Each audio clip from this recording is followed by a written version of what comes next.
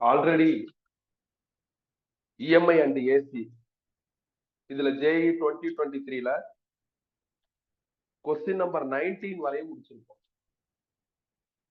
Question number 20ல இருந்து சில கொஸ்டின் செல்ஃப் அண்ட் மியூச்சுவல் இண்டக்ஷனை பேஸ் பண்ணி இருக்கு. அந்த டைட்டிலே ரொம்ப ஈஸி தான். ப்ராபபிளி மியூச்சுவல்ல ப்ராப்ளம் வரப்ப நாம என்ன பண்ணிக்கலாம் அப்படின்னா ஸ்லைட்டா மியூச்சுவல்ல தேவையானதை ரிவைஸ் பண்ணிக்கலாம். செல்ஃப்ல வர ப்ராப்ளத்துக்கு எதையும் ரிவைஸ் பண்ண அவசியம் இல்லை. நம்ம கொஸ்டின் டிஸ்கஸ் பண்றப்ப ஃபார்முலா எழுதுறப்பே என்ன ஆயிரும் அப்படின்னா ரீவைண்ட் ஆயிரும். ஸோ ப்ராப்ளம் நம்பர் 20 எடுத்துக்கங்க. A 12 volt battery connected to a coil of resistance 6 ohm through a switch drives a constant current in the circuit. The switch is open in 1 millisecond. The EMF induced across the coil is 20 volt. The inductance of the coil is அப்படின்னு கேட்டிருக்காங்க. So question தெளிவா இருக்கு. EMF கொடுத்துட்டு inductance கேட்கறாங்க. இண்டக்டன்ஸ்னாலும் self இண்டக்டன்ஸ்னாலும் ஒண்ணுதான். நாம already self induction mutual இண்டக்ஷனை ரெகுலர் கிளாஸ்ல ஒரு கம்பேரிசன் மாதிரி படிச்சிருப்போம். சில பேட்சுக்கு இப்ப ரிவிஷன் கிளாஸ்ல அதை ரிவைஸ் கூட பண்ணியிருந்தேன். ஸோ அதுபடி EMF induced in a coil இதை கால்குலேட் பண்றதுக்கு என்ன ஃபார்முலானா minus L into DI by DT, இதுதான் ஃபார்முலா. அவங்க இஎம்எஃப் கொடுத்துட்டு எல் கேட்டிருக்காங்க. அப்ப டைமும் கரண்ட்டும் வேணும். கரண்ட் கண்டுபிடிக்கிறதுக்கு இன்னொரு டேட்டா ஆஃபர் பண்ணிருக்காங்க. அந்த காயில்ல 6 ஓம் ரெசிஸ்டன்ஸ் இருக்கு. அந்த காயில்ல 12 வோல்ட் பேட்டரி கனெக்ட் பண்ணிருக்கிறதா சொல்றாங்க. ஸோ பேட்டரி அண்ட் ரெசிஸ்டன்ஸை வச்சு ஈஸியா கரண்ட் கண்டுபிடிச்சிடலாம் பை ஓம்ஸ் லா. அப்போ ஓம்ஸ் லா படி கரண்டோட formula battery by resistance. Battery 12 volt, resistance 6 ohm, அப்ப கரண்ட் 2 ஆம்பியர். இப்ப டேட்டா இங்க ஃபில் பண்ண ஆரம்பிப்போம். இஎம்எஃப் காயில்ல இன்டியூஸ் ஆகுறது 20 வோல்ட். எல் கால்குலேட் பண்ணணும். டிஐனா change in current. Change in கரண்ட்னா final current minus initial current. இனிஷியலா இந்த கரண்ட் இருக்கு, ஃபைனலா கரண்ட் 0. ஏன்னா பேட்டரியோட கனெக்ட் ஆயிருக்கிற சுவிட்சை ஓபன் பண்ணிட்டாங்க. சுவிட்ச் ஓபன்னா சுவிட்ச் ஆஃப்னு அர்த்தம். சுவிட்ச் ஆஃப்னா கரண்ட் இருக்காது. அப்ப final current 0, initial current 2 ampere. இதுக்கான டைம் டியூரேஷன் 1 மில்லி செகண்ட்ஸ்னு கொஸ்டின்ல இருக்கு. 1 மில்லி செகண்ட செகண்ட்ஸுக்கு மாத்திட்டான். 10⁻³ இப்ப சால்வ் பண்ணுங்க. இந்த மைனஸ் இன்டு மைனஸ் பிளஸ் ஆயிரும். அப்ப 20 இன்டூ 10⁻³ வரும். Is equal to L. 220 cancel ஆயிடுச்சுன்னா 10. எல்லோட யூனிட் ஹென்றி. அவங்க மில்லி ஹென்ரில ரெக்வஸ்ட் பண்ணிருக்காங்க ஆன்சரை. 10⁻³ தூக்கிட்டு மில்லி போட்டுடலாம். அப்ப L will become 10 milli Henry. இந்த ஸ்டைல நம்ம ஒரு 1 or 2 ப்ராப்ளம்ஸ் பார்த்திருப்போம். நம்மளோட நோட்ஸ்லயே இருக்கும். என்ன அதுல கரண்ட் கிவன்ல டைரக்டா இருந்தது. இதுல கரண்ட்டை நாம என்ன பண்ற மாதிரி இருக்குன்னா கண்டுபிடிக்கிற மாதிரி இருக்கு. ஏதாவது ஒரு க்ளூ இருக்கு, இல்லாமலாம் இருக்காது. சோ இது கொஸ்டின் நம்பர் 20. ஒரு ஸ்ட்ரைட் அண்ட் சிம்பிள் கொஸ்டின் தான். கொஸ்டின் நம்பர் 21 போறதுக்கு முன்னாடி நான் ஒரே ஒரு பார்ட்டை உனக்கு டெரைவ் பண்ணி காமிச்சிடுறேன். Mutual inductance between 2 long solenoid, இதை டெரைவ் பண்ணி காமிச்சிடுறேன். ஏன்னா இதை பேஸ் பண்ணி தான் அடுத்து ஒரு 2 கொஸ்டின் 3 கொஸ்டின் இருக்கு. அதனால இதை டெரைவ் பண்ணிடுவோம். 2 லாங் சொலினாய்டு எடுத்துக்கிறேன். சொலினாய்டு தான் ஹெலிக்கல் காயில். இப்ப இவங்களோட டைமென்ஷன்ஸ் எழுதணும். இந்த காயில்ல இருக்கிற number of turns N1, area of cross section of coil A1, length Lனு போட்டுக்கிறேன். அதே மாதிரி இந்த காயில்ல number of turns N2, area of cross section of coil A2, length Lனு போட்டுக்கிறேன். நிறைய புக் என்ன பண்ணிருப்பாங்கன்னா நம்பர் ஆஃப் டர்ன்ஸை வேரி பண்ணி காமிச்சிருப்பாங்க, ஏரியாவை வேரி பண்ணிருக்க மாட்டாங்க. பட் அப்படி ஏரியாவை வேரி பண்ணாம நம்ம டெரைவ் பண்ணோம்னா இப்ப அடுத்து நம்ம டிஸ்கஸ் பண்ண போற கொஸ்டின்லாம் நம்மளுக்கு டஃபா தோணும், ஒரு மாதிரி கன்ஃபியூஸ் ஆகும். அதனால நான் ரெகுலர் கிளாஸ்லயே உனக்கு என்ன பண்ணிருப்பேன்னா டிஃபரெண்ட் ஏரியாவை தான் எடுத்திருப்பேன். இந்த மாதிரி ஏரியா டிஃபரெண்டா எடுக்கிறப்ப யார் கிரேட்டர் யார் லெஸர்னு நீங்க என்ன பண்ணிக்கிறோம் அப்படின்னா என்ஷூர் பண்ணணும். அது ரொம்ப மஸ்ட். A1 ஏரியா கிரேட்டராகவும் A2 ஏரியா லெஸராகவும் இருக்கிறதா நான் அஸ்யூம் பண்ணிக்கிறேன். இது பயங்கர இம்பார்ட்டன்ட். ஆல்சோ நீங்க மியூச்சுவல் கண்டுபிடிங்கன்னு எனக்கு ஒரு ஓப்பன் சாய்ஸ் கொடுக்குறாங்க அப்படின்னா, அப்ப நான் யார் கிரேட்டரோ அவங்க ஃபர்ஸ்ட் காயிலாவும், யார் லெஸர் ஏரியாவோ அவங்க செகண்ட் காயிலாவும் சூஸ் பண்ணிக்குவோம். அது இன்னும் கன்வீனியன்ட்டா இருக்கும். ஏன்னா மியூச்சுவல்ங்கிறது இங்க இருந்து இங்கேயும் நடக்கலாம், இங்க இருந்து இங்கேயும் நடக்கலாம். இப்படி நடந்தாலும் இப்படி நடந்தாலும் ஃபைனல் ஆன்சர் மாறாது. பட் டெரைவ் பண்றதுக்கு கன்வீனியன்ட்டா இருக்கணும் அப்படின்னா கிரேட்டர் ஒன்னா ஃபர்ஸ்ட் ஆகும், சைஸ் வைஸ் சின்னதா இருக்கிறவங்க செகண்டாவும் எடுத்துக்கோங்க.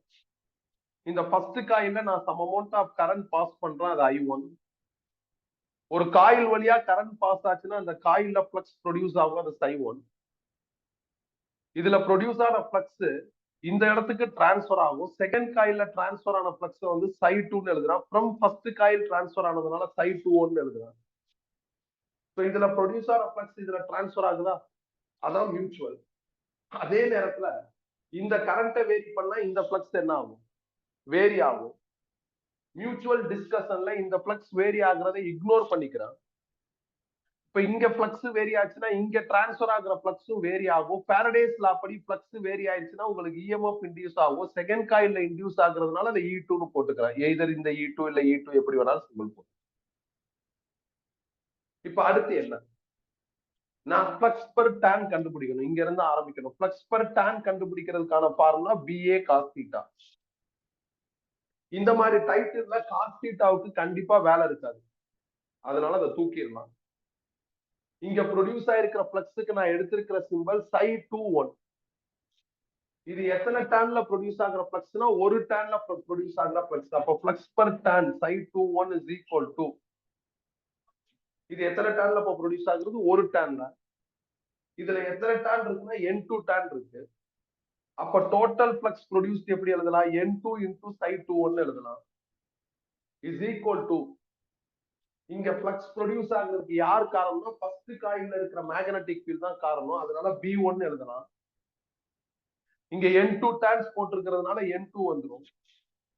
அடுத்து ரொம்ப ரொம்ப முக்கியமான விஷயம், ஏரியா போடணும். இங்க இருந்து செகண்ட் காயிலுக்கு ஃப்ளக்ஸ் டிரான்ஸ்பர் ஆயிருக்கிறதுனால லாஜிக்கலா செகண்ட் காயில் ஏரியா தான் போடணும், இப்ப A2. ஆனா டெக்னிக்கலாவும் நீ செகண்ட் காயில் ஏரியா தான் போடுற மாதிரி வரும். மியூச்சுவல் இப்படி நடந்தாலும் இப்படி நடந்தாலும் யார் சைஸ் வைஸ் சின்னதா இருக்காங்களோ அவங்களோட ஏரியா தான் ஏரியா வரப்ப போடணும். மித்த நேரங்கள்லாம் 1 2 கவனமா நீ அனலைஸ் பண்ணி போடலாம். ஏரியா வரப்ப மட்டும் ஸ்ட்ரைட்டாவே செகண்ட் காயில், அதாவது சின்ன காயிலோட ஏரியா போடணும். இதுக்கு நான் ஒரு லோக்கல் எக்ஸாம்பிள் சொல்லியிருந்தேன். ஒரு அண்டால இருக்கிற தண்ணிக்கு ஒரு தண்ணிய ஒரு கப்புக்கு மாத்தணும். அப்ப கப்பு என்ன சைஸோ அந்த அளவுக்கு தான் நீ தண்ணியை டிரான்ஸ்பர் பண்ண முடியும். ஒரு கப்புல இருக்கிற தண்ணியை நீ அண்டாவுக்கு மாத்தணும். அப்பயும் கப்புல என்ன அளவுக்கு தண்ணி இருக்கோ அதை தான் நீ அண்டாவுக்கு மாத்த முடியும். அப்போ மியூச்சுவல்ங்கிறது நான் பெருசா இருக்கேங்கிறதுனால நிறைய கொடுத்துட முடியாது, நீ சின்னதா இருக்குங்கிறதுனால நான் நிறைய வாங்கிக்கவும் முடியாது. சின்னதா இருக்கிறவங்களோட சைஸ் என்னவோ அந்த அளவுக்கு தான் கொடுக்கவும் முடியும், அந்த அளவுக்கு தான் வாங்கவும் முடியும். அதனாலதான் இந்த டிஃபரன்ஸ் புரியணும் அப்படிங்கிறதுனால நான் என்ன பண்ணிருக்கேன், இப்படி எடுத்துக்கலாம், A2 எடுத்துக்கலாம்னு சொல்லியிருக்கேன். அதே நேரத்துல இந்த N2 Ψ21 இருக்குல்ல, இதை MI1 எழுதலாம். உனக்கு சந்தேகமா இருந்தா மொதல் 6 பாயிண்ட் மியூச்சுவல் இண்டக்ஷன்ல இருக்கும், அதுல செகண்ட் பாயிண்ட் எடுத்து பாருங்க. செகண்ட் பாயிண்ட்ல இந்த ஃபார்முலா கிடைச்சிடும். இந்த N2 ரீடைன் பண்ற B1ங்கிறது magnetic field produced by this coil. இது யாருன்னா சொலினாய்டு. சொலினாய்டோட மேக்னெட்டிக் ஃபீல்ட் கண்டுபிடிக்கிறதுக்கு ஃபார்முலா இதான், μ0 Ni/L. ஃபர்ஸ்ட் காயிலுங்கிறதுனால B1 போடுறேன், N1 போடுறேன், I1 போடுறேன். நியாயமா L1 போட்டிருக்கணும், ஆனா நான் லென்த்தை Lன்னு எடுத்திருக்கிறதுனால Lன்னு போட்டிருக்கேன். இது அப்படியே இங்க ரீப்ளேஸ் பண்ணுங்க. அப்ப μ0 N1 I1/L into A2. இதுல I1 கேன்சல். அப்ப M will become as what, μ0 N1 N2 A2/L. இதுல இருந்து இதை டிரான்ஸ்பர் பண்ணா, அதே இதுல இருந்து இதை டிரான்ஸ்பர் பண்ணாலும் அப்பயே என்னது, இதே ஃபார்முலா தான். நிறைய பேர் அவசரத்துல A1 போட்டுருவாங்க, அப்படி போட முடியாது, சின்ன ஏரியாவை தான் போடணும். அப்ப கிவன் டேட்டால மியூச்சுவல் கண்டுபிடிக்க சொல்லி 2 ஸ்ட்ரக்சர் கொடுக்குறாங்கன்னா யார் சின்னவங்களோ அவங்கள ஐடியலா வச்சுக்கிட்டு யார் பெருசா இருக்காங்களோ அதுல கரண்ட் பாஸ் ஆகுற மாதிரி நீ யோசிச்சா ஸ்பாட்ல இதே மாதிரி என்ன பண்ணிடலாம், டெரைவ் பண்ணிடலாம். நான் உனக்கு என்னென்ன டெரைவ் பண்ணி காமிச்சிருக்கேன்னா அபிஷியலா நம்மளுக்கு சிலபஸ்ல இருக்கிறது இந்த டைட்டில் தான், இதை டெரைவ் பண்ணி காமிச்சிருக்கேன். ரெண்டுமே சர்க்குலர் காயில் வச்சு டெரைவ் பண்ணிருக்கேன். ரெண்டுமே சர்க்குலர் காயில் தான், இதே ஸ்டெப் தான் வரும். ஆனா பிக்கு பதில் நீங்க என்ன பண்ற மாதிரி இருக்கும்னா சர்க்குலர் காயிலோட பி ஃபார்முலா யூஸ் பண்ற மாதிரி வரும். அப்புறம் ஒரு சொலினாய்டு ஒரு சர்க்குலர் காயில்னா அது அடிஷனலா அது கொஞ்சம் வித்தியாசமா இருக்கும், அதையும் டெரைவ் பண்ணி காமிச்சிருக்கேன். இதுல இந்த டைட்டில் போர்டு எக்ஸாமுக்கு இம்பார்ட்டன்ட். ரெண்டுமே சர்க்குலர் காயில் வர்றதும் போர்டு எக்ஸாமுக்கு இம்பார்ட்டன்ட். சொலினாய்டு சர்க்குலர் காயில்ங்கிறது என்ட்ரன்ஸ்ல தான் இம்பார்ட்டன்ட். இப்ப இந்த லாஜிக்ல தான் ப்ராப்ளம் பார்க்க போறோம். ஆனா இந்த ப்ராப்ளத்துல நான் எக்ஸ்பெக்ட் பண்ணதோட இன்னொரு ட்விஸ்ட் வந்திருக்கு. என்னன்னா ஒரு ஸ்கொயர் காயில் ஒரு சர்க்குலர் காயில். அடுத்த ப்ராப்ளத்துல ரெண்டுமே ஸ்கொயர் காயில். அப்படின்னா நீ ஃபைனல் ஃபார்முலா மாதிரிலாம் மக்கப் பண்ண முடியாது. இப்ப இந்த ஃபைனல் ஃபார்முலா மக்கப் பண்ணி இதெல்லாம் மறந்துட்ட அப்படின்னா நீ இந்த ரெண்டு ஸ்கொயர் காயில் ஒரு ஸ்கொயர் சர்க்குலருக்குலாம் நீ டெரைவ் பண்ண முடியாது. இந்த ப்ரொசீஜர் தெரிஞ்சாதான் என்ன பண்ண முடியும், டெரைவ் பண்ண முடியும். அதனால இந்த ப்ரொசீஜரை ரெஃபரன்ஸா வச்சுக்கிட்டு இப்போ ஒரு ஸ்கொயர் ஒரு சர்க்குலர் ரெண்டுமே ஸ்கொயர், அதுக்கு டெரைவ் பண்ணிக்கலாம். கேளுங்க. இப்ப ப்ராப்ளம் நம்பர் 21 எடுங்க. Find the mutual inductance in the arrangement when a circular loop of radius capital R is placed inside a large square loop of wire of side L.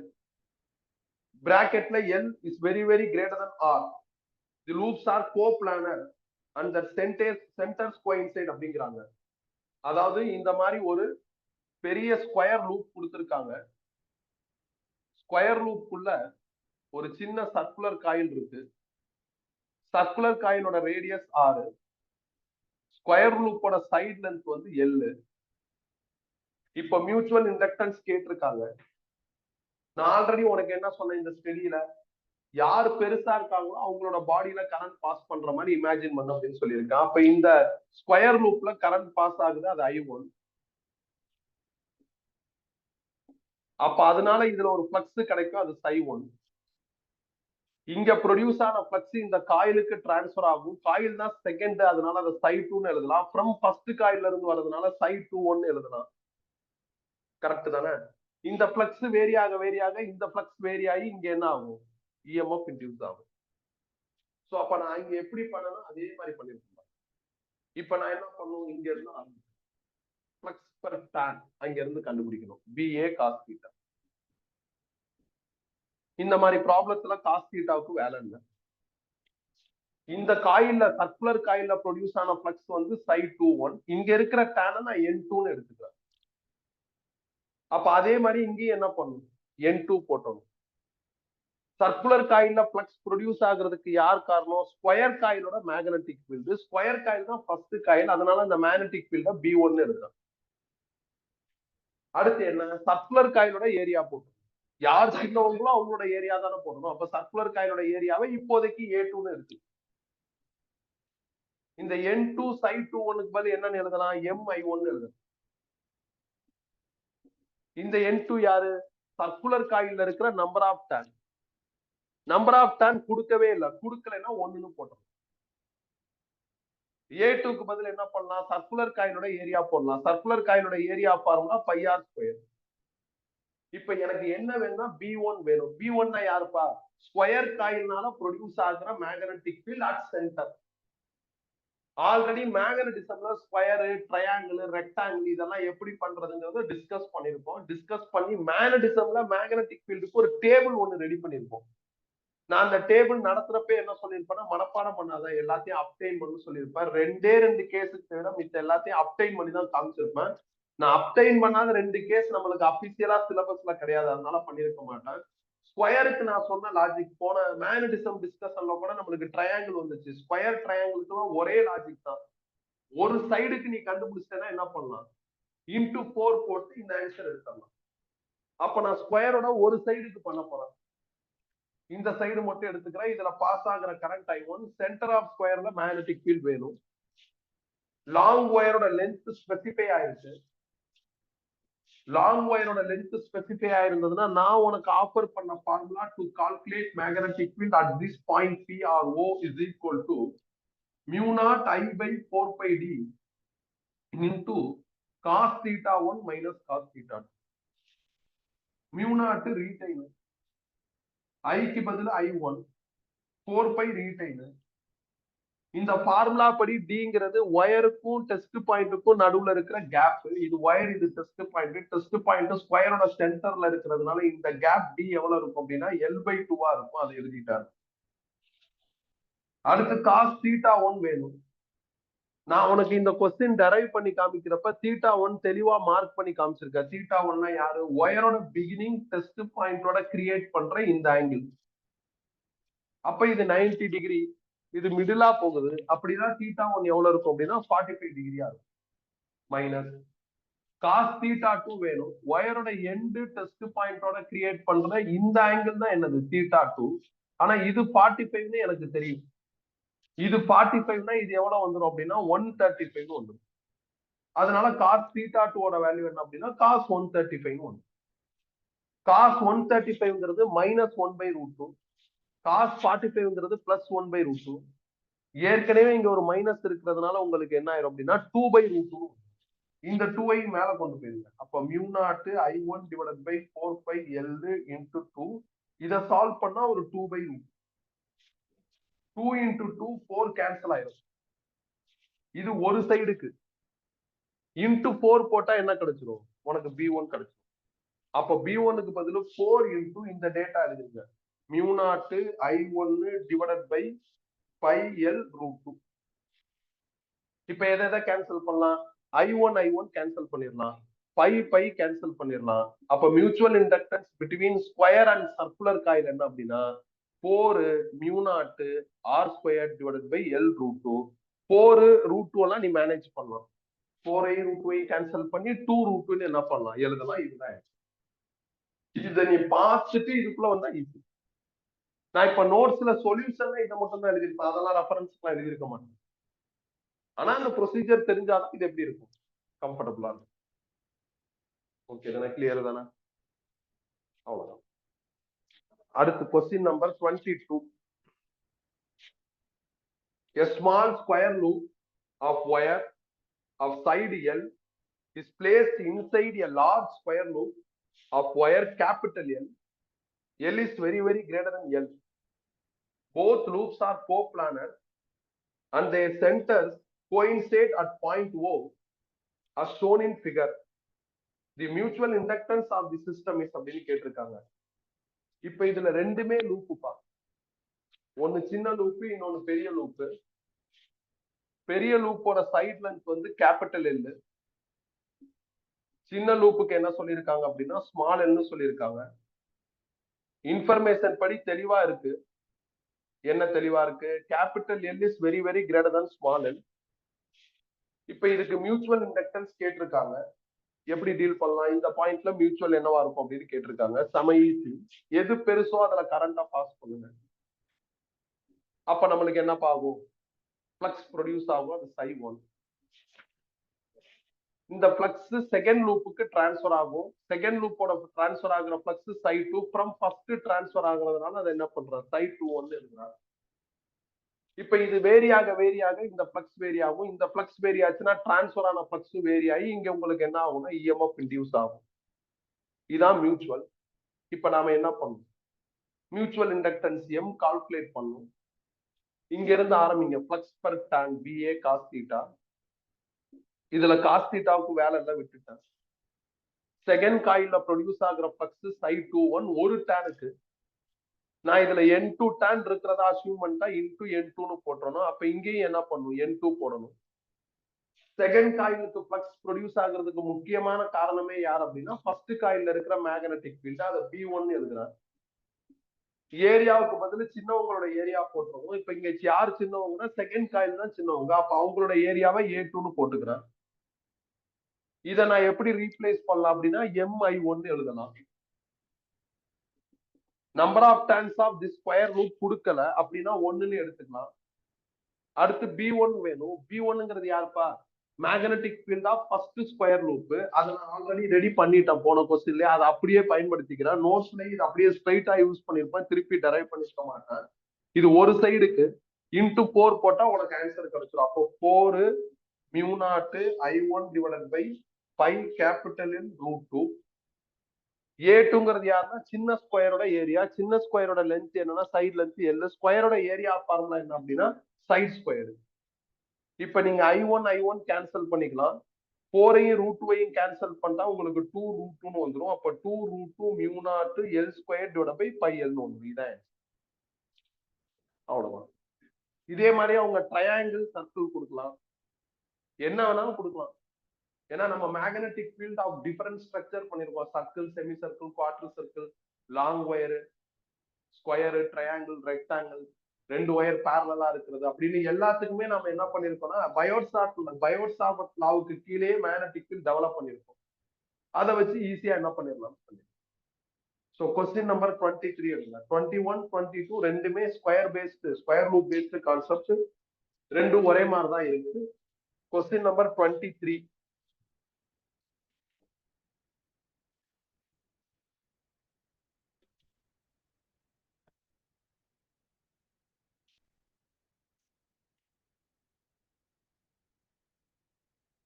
Two concentric circular coils with radii 1 centimeter and 100 centimeter and number of turns 10 and 200 respectively are placed coaxially with centers coinciding. The mutual inductance of this arrangement will be dash into 10 power minus 8 Henry. 5 squared க்கு பதிலு 10 எடுக்க சொல்லியிருக்காங்க. ரெண்டுமே circular coil பா. ஒன்னு பெருசு, இன்னொன்னு சின்னது. இந்த மாதிரி இருக்கு. இது நான் உனக்கு ஆல்ரெடி ரெகுலர் கிளாஸ்லயே டெரைவ் பண்ணிட்டேன். சின்ன காயிலோட ரேடியஸ் எவ்வளவு அப்படின்னா 10 சென்டிமீட்டர்னு சொல்லியிருக்காங்க. சாரி 1 சென்டிமீட்டர்னு சொல்லியிருக்காங்க. பெரிய காயிலோட ரேடியஸ் எவ்வளவு அப்படின்னா 1000 சென்டிமீட்டர். சின்ன காயில நம்பர் ஆஃப் டர்ன்ஸ் எவ்வளவு சொல்லியிருக்காங்கன்னா 10. பெரிய காயில நம்பர் ஆஃப் டர்ன்ஸ் என்ன சொல்லியிருக்காங்கன்னா 200 சொல்லியிருக்காங்க. இது N1, இது R1, இது R2, இது N2. வழக்கம் போல யார் பெருசோ அவங்களுக்கு கரண்ட்டை பாஸ் பண்ணுங்க. அதுல ஃப்ளக்ஸ் ப்ரொடியூஸ் ஆகும். இங்க இருக்கிற ஃப்ளக்ஸ் அங்க டிரான்ஸ்ஃபர் ஆகும். ஃப்ளக்ஸை வேரி பண்ணீங்கன்னா இங்கேயும் டிரான்ஸ்ஃபர் ஆனது வேரி ஆகி EMF வந்துடும். இதே ஸ்டெப்பை தான் நீங்க ஃபாலோ பண்ணும். எடுத்தோடனே நம்ம பண்ண வேண்டியது ஃப்ளக்ஸ் பர் டன், அதோட ஃபார்முலா BA cos θ. இந்த மாதிரி டைட்டில்ல cos θவுக்கு வேலை இல்லை.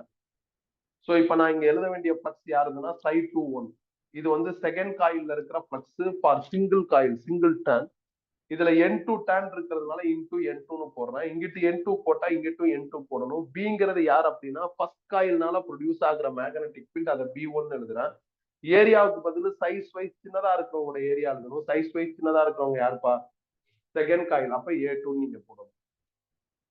நெக்ஸ்ட் என்ன, இதுக்கு பதில் நீங்க என்ன பண்ணலாம் அப்படின்னா MI1 அப்படின்னு ரீப்ளேஸ் பண்ணலாம். N2 retain. அடுத்து B1 வேணும். B அப்படிங்கிறது magnetic field at centre of circular coil. Biot Savart லாவோட ஃபர்ஸ்ட் அப்ளிகேஷன் நம்ம படிச்சாச்சு. என்னப்பா ஃபார்முலா? μ0 Ni/R. Sorry 2R. இப்ப நான் B1ங்கிறதுனால சஃபிக்ஸ்ல என்ன பண்ணிட்டேன்னா 1 போட்டேன். அதை இங்க ரீப்ளேஸ் பண்ணிருங்க. μ0 N1 I1/2R1.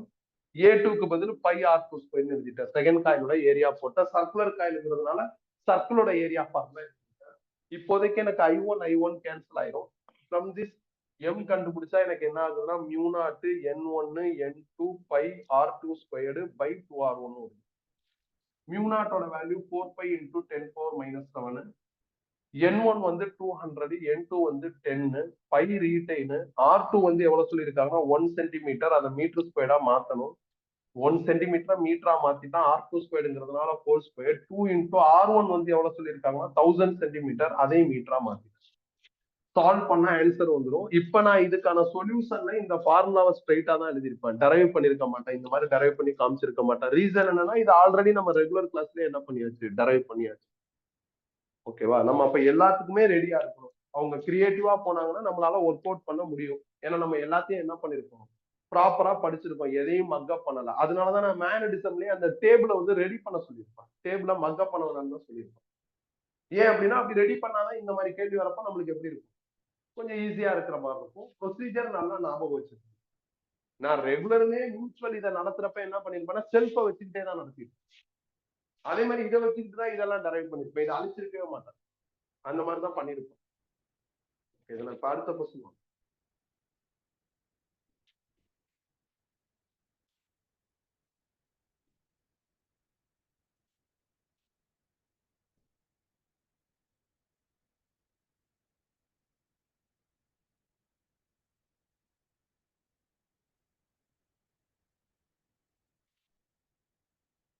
Question number 24.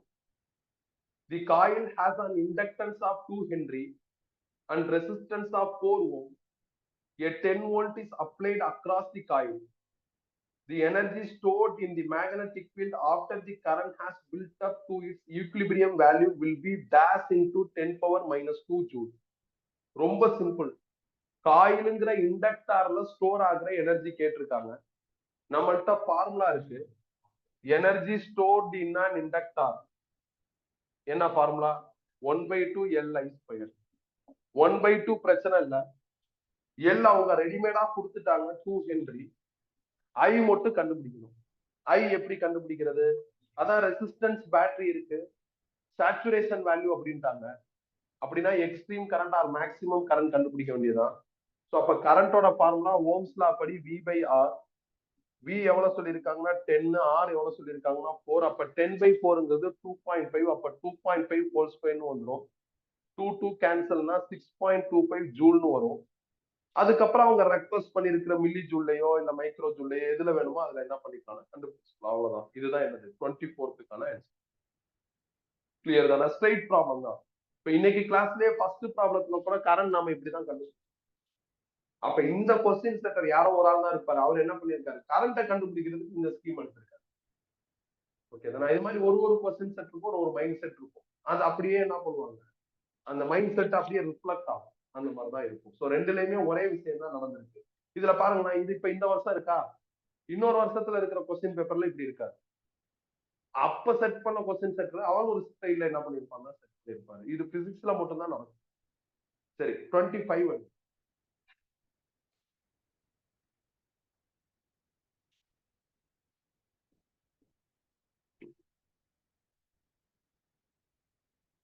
for the given figures choose the correct options அப்படின்னு சொல்லியிருக்காங்க.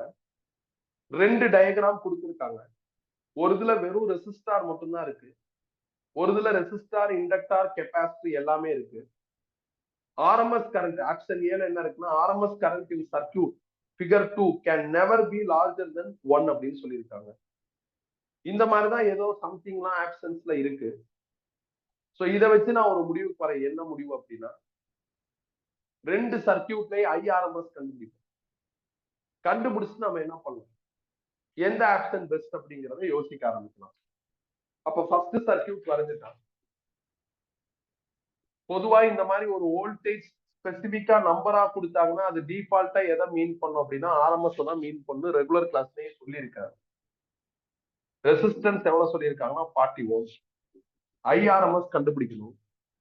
வெறும் ரெசிஸ்டன்ஸ் இருந்தா என்னப்பா formula? I RMS is equal to V RMS by R. V RMS 220. Next R வேணும். ஆர் வந்து 40. அப்ப 11/2 ஆம்பியர். இது ஃபர்ஸ்ட் சர்க்யூட்டுக்கு. ரெண்டாவது சர்க்யூட்ல நம்மளுக்கு என்ன இருக்கு அப்படின்னா, ஒரு ரெசிஸ்டார் இருக்கு, ஒரு இண்டக்டார் இருக்கு, ஒரு கெப்பாசிட்டர் இருக்கு. இது 40 ஓம், இது 50 மில்லி ஹென்றி, அப்புறம் இது 0.5 மைக்ரோ ஃபாரட். இதோட ஒரு ஏசி சப்ளை கனெக்ட் ஆயிருக்கு. ஏசி சப்ளையோட வோல்டேஜ் ரெடிமேடா இருக்கு. வோல்டேஜ் இந்த மாதிரி நம்பரா கொடுத்துட்டாங்கன்னா அது ஆர்எம்எஸ் தான். இதுல ஐஆர்எம்எஸ் பண்ணணும். எல்லா காம்போனன்ட்டும் கலந்து இருக்கிறதுனால V/Z. வி பிரச்சனை இல்ல, 220. நான் இசட்டை கண்டுபிடிச்சிட்டு இங்க போட்டேன்னா எனக்கு ஃபைனல் ஆன்சர் வந்துடும். அப்ப இசட் எப்படி கண்டுபிடிக்கிறது? இசட் கண்டுபிடிக்கணும் அப்படின்னா நான் என்ன பண்ணுவோம், இசட்டுக்கான ஃபார்முலா யூஸ் பண்ணுவோம். √R² plus X∗L minus X∗C whole squared. R கிவன்ல ஆஃபர் ஆயிருக்கு 40². X∗L X∗C வேணும். அப்ப நான் அதை ஓரளவுக்கு அப்ராக்சிமேட்டா கண்டுபிடிக்கணும். X∗Lனா 2π ஃப்ரீக்வன்சி L. இதான் ஃபார்முலா. 2π ஃப்ரீக்வன்சி எவ்வளவு கொடுத்திருக்காங்கன்னா 50. எல் எவ்வளவு சொல்லியிருக்காங்கன்னா 50 மில்லி ஹென்றி. சால்வ் பண்ணா எனக்கு 15.7 ஓம்னு வருது.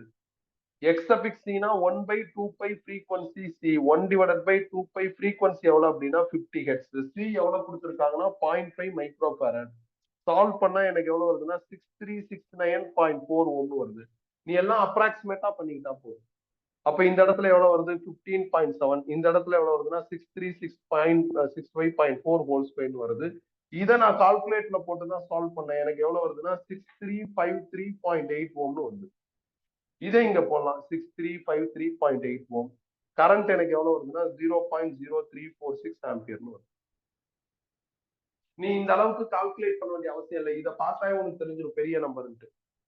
பெரிய நம்பர்ல இருந்து சின்ன நம்பரை கழிச்சா பெரிய நம்பர் தான் வரும். பெரிய நம்பர் ஸ்கொயர் இருக்கிறப்ப சின்ன நம்பர் ஸ்கொயர்னால பெருசா இம்பாக்ட் வராது. அப்ப இங்கேயும் ரெசிஸ்டன்ஸ் ஆர் இம்பிடன்ஸ் எப்படி இருக்கும்னா ரொம்ப கிரேட்டரா வரும். இம்பிடன்ஸ் ஜாஸ்தி ஆயிடுச்சுன்னா கரண்ட் என்ன ஆயிடும், குறைஞ்சிடும். அப்ப டெஃபினட்டா ஒரு விஷயம் கன்ஃபார்ம் ஆயிடுச்சு. என்ன விஷயம்? இதோட இதுல கம்மியான கரண்ட் தான் இருக்கும், இதுல ஜாஸ்தியான கரண்ட் வர வாய்ப்பே இல்லை. இதை எவாலுவேட் பண்ண அவசியமே இல்லப்பா. இதுல வெறும் ரெசிஸ்டர் தானே இருக்கு. இதுல ரெசிஸ்டாரோட இண்டக்டார் கெப்பாசிட்டர்லாம் இருக்கு. அப்ப இதுல ஒரு ஓமிக் வேல்யூ, இதுல ஒரு ஓமிக் வேல்யூ வரும். அப்ப இந்த ஓமிக் வேல்யூனால ஓவரால் ஓமிக் வேல்யூ கண்டிப்பா என்ன ஆயிடும், இன்க்ரீஸ் ஆயிடும். ஓவரால் ஓமிக் வேல்யூ இன்க்ரீஸ் ஆயிடுச்சுன்னா கரண்ட் என்ன ஆயிடும், குறைஞ்சிரும். அப்படின்னா நம்ம கண்டிப்பா எதை சூஸ் பண்ண முடியாது அப்படின்னா ஆப்ஷன் ஏ சூஸ் பண்ணலாம். ஆப்ஷன் ஏ என்ன இருக்கு, தி RMS current in figure 2 can never be larger than 1. கரெக்டா இருக்கு. இருந்தாலும் மித்த ஆப்ஷன்ஸ் செக் பண்ணிடலாம். At resonance current in figure 2 is less then current in 1 அப்படின்னு சொல்றாங்க. ரெசனன்ஸ்ல உங்களுக்கு என்ன ஆகும், கரண்ட் V by Z தான் RLC சீரிஸ் சர்க்யூட்டுக்கான ஃபார்முலா. V by Z க்கு பதில் root of R square plus X suffix L minus X suffix C whole ஸ்கொயர்னு எழுதலாம். ரெசனன்ஸோட கண்டிஷன் என்னப்பா, X suffix L X suffix C equal. அதை இங்க போட்டா அகைன் V by R னு வரும். அப்ப 220 by 40 னா 11 by 2 ஆம்பியர்னு இதே ஆன்சர் தான் வரும். அப்ப ரெசனன்ஸ்ல ரெண்டு சர்க்யூட்லயும் ஃப்ளோ ஆகுற கரண்ட் என்ன அப்படின்னா ஈக்குவலா இருக்கு. அப்ப அவங்க ஆப்ஷன் B ல சொல்லி இருக்கிறது தப்பா இருக்கு, அதையும் பிக் பண்ண முடியாது. ஆப்ஷன் ஏ ட்ரூனா ஆப்ஷன் சி தப்பு, ஆப்ஷன் டி தப்பு. அதெல்லாம் அகைன் RMS கரண்ட பத்தி தான் பேசுறாங்க. ஸோ அதெல்லாம் நம்மளுக்கு செட் ஆகல. ஸோ அப்ப கிளியரா புரியுது ஏதான். நான் என்ன பண்ணிட்டேன்னா நம்பர் கொடுத்துருக்கிறதுனால ஒர்க் அவுட் பண்ணிருப்பேன். இதே நம்பர் கொடுக்கலன்னா நான் இப்ப கொஞ்ச நேரத்துக்கு முன்னாடி எக்ஸ்பிளைன் பண்ணல, நம்பர் இல்லைனாலும் இதை மேனேஜ் பண்ணலான்ட்டு அந்த மாதிரி தான் எக்ஸ்பிளைன் பண்ணிருப்பேன். நம்பர் கொடுத்துருக்காங்கன்னா நம்மள கன்வீனியன்ட்டா தான் எடுத்துட்டு போறாங்க அப்படின்னா. அடுத்து கொஸ்டின் நம்பர் 26ல டிரான்சியன்ட் ஒரு கான்செப்ட் இருக்குப்பா, அது பிளே ஆகுது. நான் டிரான்சியன்ட் உனக்கு ரெகுலர் கிளாஸ்ல நடத்தல, போர்டுல இல்லாததுனால நடத்தல, என்ட்ரன்ஸ்லயும் அது பெருசா இல்லைங்கிறதுனால நடத்தல. இந்த மாதிரி ரேரா ஏதாவது ஒரு கொஸ்டின் வருது, அப்ப நம்ம அதை பார்க்க வேண்டிய கட்டாயத்துக்குள்ள தள்ளப்படுறோம். அதை ஒரு தனி டைட்டிலா டிஸ்கஸ் பண்ணி பார்ப்போம், இதுக்குள்ள பார்க்க வேணாம். அது நீ போர்டு எக்ஸாம் முடிச்சதுக்கு அப்புறம் நான் அடுத்து வர JEE ரிவிஷன் கிளாஸ்ல அது நடத்தலாம். அது ஒன்றும் இம்பார்ட்டன்ட் கிடையாது. அதுல கொஞ்சம் ஸ்பெஷல் மேக்ஸ் எல்லாம் படிக்கிற மாதிரி வரும், படிச்சாதான் ஃபைனல் ஃபார்முலா தெரியும், தனியா பார்த்து. அதனால 26 இப்போதைக்கு கிராஸ் பண்ணிருங்க, 27 எடுத்து.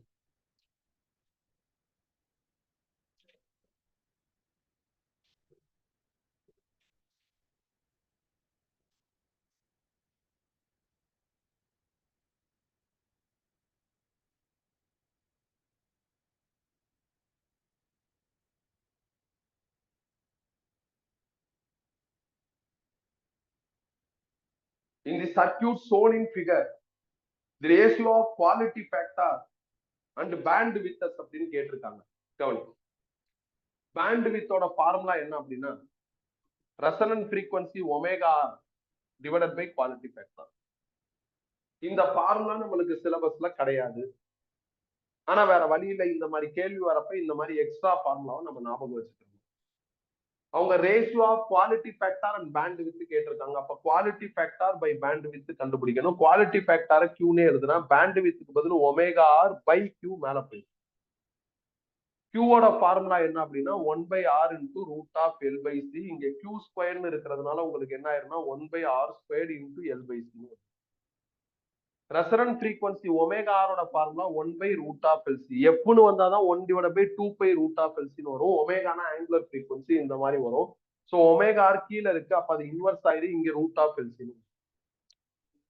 கரெக்ட் தானே? இப்ப என்ன பண்ணலாம், டேட்டா போட்டா ஆன்சர் வந்துடும். ஆரோட வேல்யூ அவங்களே கொஸ்டின்ல கொடுத்துருக்காங்க 10 ஓம்.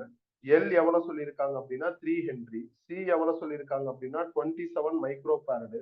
Root of L into C, அப்ப 3 இன்டூ 27 இன்டூ 10 பவர் மைனஸ் 6. இப்போ 1 divided by 100 into 3 divided by 27 into 10 power minus 6. 3 into 27னா 81. 81க்கு ரூட் எடுத்தா 9 ஆயிரும். 10 பவர் மைனஸ் 6க்கு எடுத்தா 10 பவர் மைனஸ் 3 ஆயிரும். இந்த 3ஐயும் 27ஐயும் கேன்சல் பண்ணா உங்களுக்கு 9 ஆயிரும். இந்த 9ஐயும் இந்த 9ஐயும் கேன்சல் பண்ணிடலாம். 10 power minus 3 10 power minus 6 cancel ஆயிடுச்சு அப்படின்னா 10 பவர் மைனஸ் 3ன்னு வந்துடும். 10 பவர் மைனஸ் 3 100 கேன்சல் ஆயிடுச்சுன்னா கீழே 10 பவர் மைனஸ் 1, மேல போயிடுச்சுன்னா 10. சிம்பிள். ஆனா இது தெரியணும். இதே மாதிரி ஏதோ ஒரு நோட்ஸ் வரும்பா, ஜேஇ 21 22 தெரியல, ஏதாவது ஒரு கொஸ்டின் பேப்பர்ல கண்டிப்பா டிஸ்கஷன் தான் வரும். Upper cut off frequency, lower cut off frequency ரெண்டு இது கண்டுபிடிச்சு. இந்த upper cut off frequency lower cut off frequency கழிச்சா பேண்ட் வித் வரும். இதுக்கெல்லாம் எக்ஸ்பிளனேஷன் கம்யூனிகேஷன் அப்படிங்கிற சாப்டர் தான் ஈஸியா கிடைக்கும். நம்மளுக்கு அந்த சாப்டர் இப்போ கொஞ்ச நாளாவே கிடையாது, டெலிட்டர்ல தான் இருக்கு. அதனால அதுக்கெல்லாம் பெருசா என்னால எக்ஸ்பிளனேஷன் கொடுக்க முடியாது. கொடுக்கறதுனா வளவளன்னு போயிட்டே இருக்கும். பட் அந்த மாதிரி ஒரு லாஜிக்கும் வரும். அப்ப நம்ம இன்னும் ரெண்டு ஃபார்முலா ரெசனன்ஸ்ல அடிஷனலா படிச்சுக்கிறது நல்லது. என்னென்னது? பேண்ட் வித் ஃபார்முலா பார்த்தாச்சு. கொஞ்சம் நெட்ல இருந்து தேடி என்ன பண்ணும், upper cut lower cut frequencies formulas எல்லாம் எடுத்து வச்சு. ஓகே தானே? மறந்துடாதீங்க. இதுல வேணா நீ சைட்ல நோட் பண்ணி வச்சுக்கோ. Always also refer upper cut and lower cut frequency அப்படிங்கிற மாதிரி எழுதி வச்சு. அடுத்து 28 இருக்கு.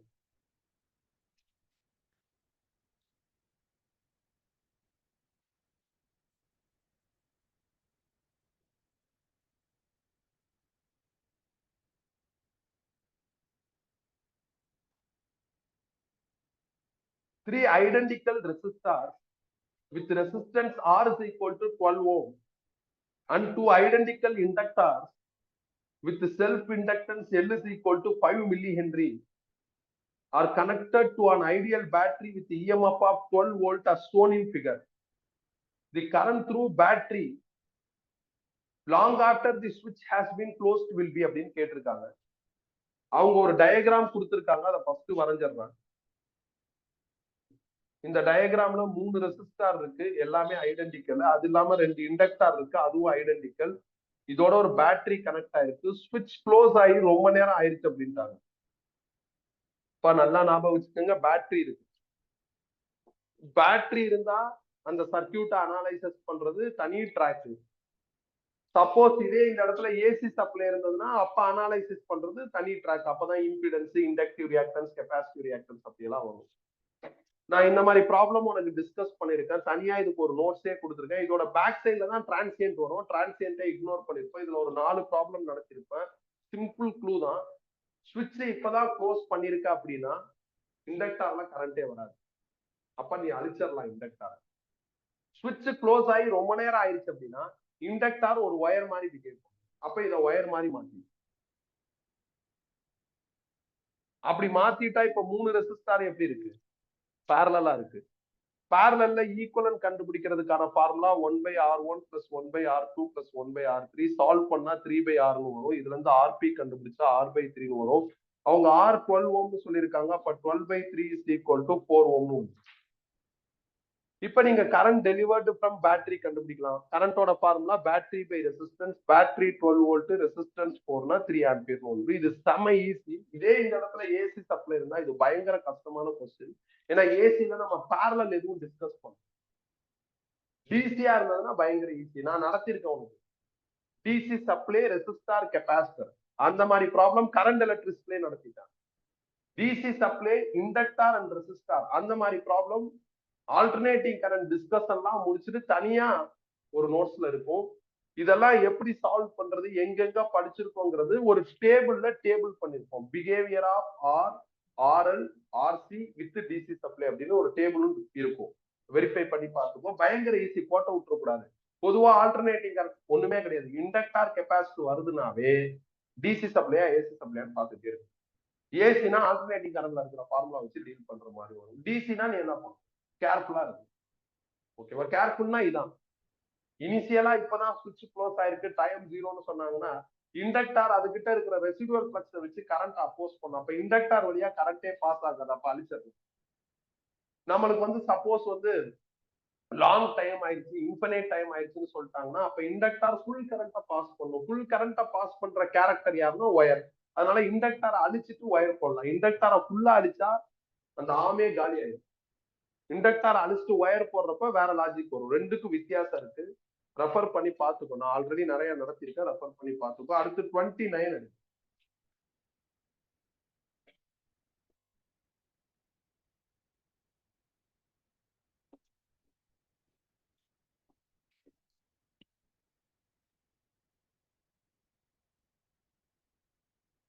An inductor of inductance 2 microhenry is connected in series with resistance of a variable capacitor and AC source of frequency 7 kilohertz.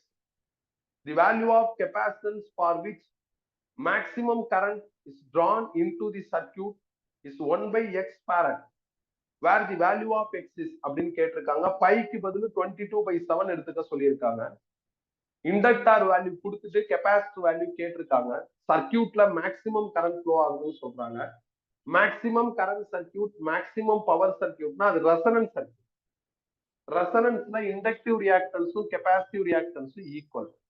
Inductive ரியாக்டன்ஸோட formula 2π frequency L. Capacitive ரியாக்டன்ஸோட formula 1/2π frequency C. C தான் கேட்டிருக்காங்க. அப்ப என்ன ஆயிரும், 1/4π² f² எல்னு வந்துடும். இதுல data போட்டா ஆன்சர் வந்துடும். 4 ரீடைனு, பை வந்து 22/7 சொல்லியிருக்காங்க. அப்ப 22/7 ஹோல் ஸ்கொயர்டு. அதனால 2 தடவை எழுதிட்டேன். அதுக்கப்புறம் என்ன அப்படின்னா எஃப் வேணும். எஃப் 7 கிலோஹெர்ட்ஸ்னு சொல்லியிருக்காங்க. 7 கிலோஹெர்ட்ஸ்னா 7 × 10⁻³ ஹோல் ஸ்கொயர்டுங்கிறதுனால 2 தடவை எழுதிட்டேன். எல் வேல்யூ கொடுத்துருக்காங்க. எவ்வளவு கொடுத்துருக்காங்கன்னா 2 மைக்ரோ ஹென்றி. அப்ப 2 × 10⁻⁻6 இஸ் ஈக்குவல் டு சி. இந்த சி அவங்க 1/x. இப்ப எனக்கு என்ன கேன்சல் ஆகும்னா 7 7 கேன்சல் ஆயிரும். 10⁻³ 10⁻³ 10⁻⁻6 கேன்சல் ஆயிரும். இதுல இருந்து எக்ஸ் கண்டுபிடிச்சா 4 × 22 × 22 × 2 வரும். சாதாரணமா மல்டிப்ளை பண்ண அவ்வளவுதான். டிக் பண்ணி. இதுல கொஸ்டின் நம்பர் 30 வந்து ரொம்ப டிஃபரெண்டான ஒரு கொஸ்டின் பா. நான் இந்த ஸ்டைல்ல உனக்கு எதுவும் நடத்துனது இல்லை. கொஸ்டின் நம்பர் 30 மாதிரி நடத்துனது இல்லை.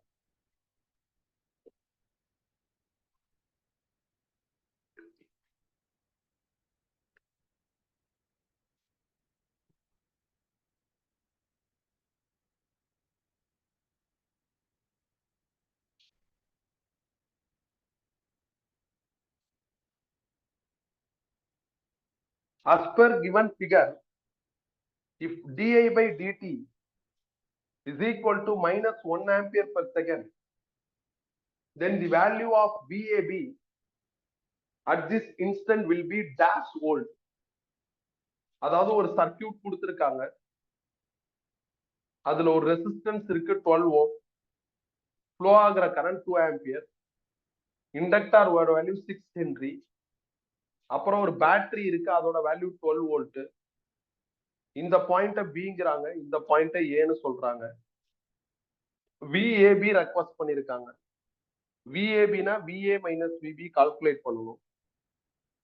அப்ப இங்க இருந்து ஆரம்பிச்சு இப்படி வரணும். நீங்க கிர்ச்சாஃப் வோல்டேஜ்ல அப்ளை பண்ணலாம். இந்த பாயிண்ட்ல உள்ள வோல்டேஜ் VAன்னு எழுதுறாங்க. அப்புறம் ரெசிஸ்டார்ல உள்ள வோல்டேஜ் ஓம்ஸ்லா படி I × Rன்னு எழுதுறாங்க. கிர்ச்சாஃப் வோல்டேஜ்ல அப்ளை பண்றதுன்னு முடிவாயிருச்சு அப்படின்னா, அப்ப இண்டக்டார்ல உள்ள வோல்டேஜுக்கு இண்டக்டார்ல இன்டியூஸ் ஆகுற EMF ஃபார்முலா, அந்த ஃபார்முலாவை எழுதணும். அப்படின்னா L × di/dtன்னு வரும். இந்த மாதிரி எழுதணும். நீ வந்து இண்டக்டார்ல உள்ள வோல்டேஜ் IXFXLன்னு ஆல்டர்னேட்டிங் கரண்ட் மாதிரி எழுதிடக்கூடாது. இது ஆல்டர்னேட்டிங் கரண்ட் சர்க்கியூட்டே கிடையாது. இது மோட்டாரோட சர்க்கியூட். இது மோட்டார்ல இப்படிதான் வரும். ஸோ அந்த லாஜிக்ல வருது. அதுக்கப்புறம் ஒரு பேட்டரி இருக்கு. நீங்க இப்படியே டிராவல் பண்ணி வந்தீங்கன்னா பேட்டரியோட பிளஸ் மீட் பண்றீங்க. நீங்க பிளஸ் மீட் பண்ணா மைனஸ் பேட்டரின்னு எழுதணும். இப்ப கடைசி பாயிண்ட்டுக்கு வந்தாச்சு. ஆரம்பிக்கிற பாயிண்ட்ல இருந்து எல்லாத்தையும் லெஃப்ட் சைட்ல எழுதிட்டு கடைசி பாயிண்ட ரைட் சைட்ல எழுதிட்டு, இப்ப இந்த VBயை இங்கிட்டு கொண்டு வாங்க. அப்ப VA மைனஸ் VBன்னு வந்துடும். இது எல்லாத்தையும் அங்கிட்டு கொண்டு போயிருங்க. அப்ப இது பிளஸ் ஆயிரும், இது மைனஸ் ஆயிரும், இதுவும் மைனஸ் ஆயிரும். இது உங்களுக்கு 12 வோல்ட்னு ஆஃபர் ஆயிருக்கு. I × R, I எவ்வளவு இருக்குன்னா 2 ஆம்பியர், R எவ்வளவு இருக்குன்னா 12 ஓம். அப்ப 24ன்னு வந்துடும். Minus L × di/dt. di/dt கொஸ்டின்ல எவ்வளவு சொல்லியிருக்காங்கன்னா -1ன்னு சொல்லியிருக்காங்க. L எனக்கு எவ்வளவு அப்படின்னா 6 ஹென்ரின்னு கொடுத்துருக்காங்க. அப்ப மைனஸ் × மைனஸ் என்ன ஆயிரும்னா பிளஸ் ஆயிரும். ஒரு நிமிஷம்ப்பா, இதுல ஏதோ ஒரு தப்பு பண்றேன். இதெல்லாம் மைனஸ் போடணும்ப்பா. அப்ப இந்த பக்கம் போறப்ப எல்லாருமே என்ன ஆயிடுவாங்க, பிளஸ் ஆயிடுவாங்க. இப்ப சால்வ் பண்ணுங்க. 24 + 12 அப்படிங்கிறது 36. 36 - 6 அப்படின்னா 30 வோல்ட். இந்த லாஜிக்க கோட்டை விட்டுறாரு. கிர்ச்சாஃப் வோல்டேஜ்ல தான் வேணும், கிடையாது. நீங்க கொண்டு வந்துட்டா VA - VB ரைட் சைட்ல மித்த வோல்டேஜஸ்லாம் எழுதுற மாதிரி வரும். ஏதோ ஒரு லாஜிக்கை ஞாபகம் வச்சுக்கிட்டு ஃபார்ம் பண்ணுவோம். நாங்க இன்ஜினியரிங்ல இதை வந்து மோட்டாரோட ஈக்குவலன்ட் சர்க்கியூட்டா படிப்போம். இதை பேக் இஎம்எஃப்னு சொல்லுவோம். இந்த மோட்டார்ல நாம என்ன பண்ணுவோம்னா கேவிஎல் அப்ளை பண்ணி ஈக்குவேஷன், ஸோ கரண்ட் டைரக்ஷன் வந்து அதுக்கு ஃபேவராகவோ அன்ஃபேவராகவோ எடுத்துக்கிட்டு டீல் பண்ணுவோம். ஸோ அந்த மாதிரி ஒரு சர்க்கியூட் தான் இது. எங்க இருந்து பிடிச்சாங்கன்னு தெரியல. கொஸ்டின்ல இருக்கிற ஈக்குவேஷனும் அதனால வர ரிசல்ட்டும் அண்டர்ஸ்டாண்டபிளா இருக்கிறதுனால கொஸ்டினை கேட்டிருக்காங்க. ஆனா சொல்யூஷன் பார்க்காம கொஸ்டினை என்ன பண்ண முடியாது, தெளிவா புரிஞ்சுக்க முடியாது. அந்த மாதிரி ஒரு கேள்வியா இருக்கு. டிக் பண்ணிடுங்க. 31.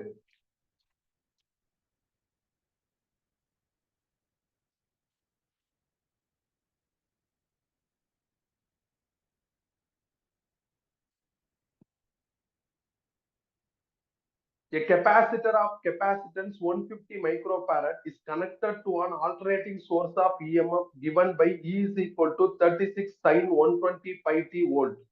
The maximum value of current in the circuit is approximately equal to அப்படின்னு கேட்டிருக்காங்க. ஒரு சர்க்கியூட்ல ஒரே ஒரு கெப்பாசிட்டர் தான் கனெக்ட் ஆயிருக்கு.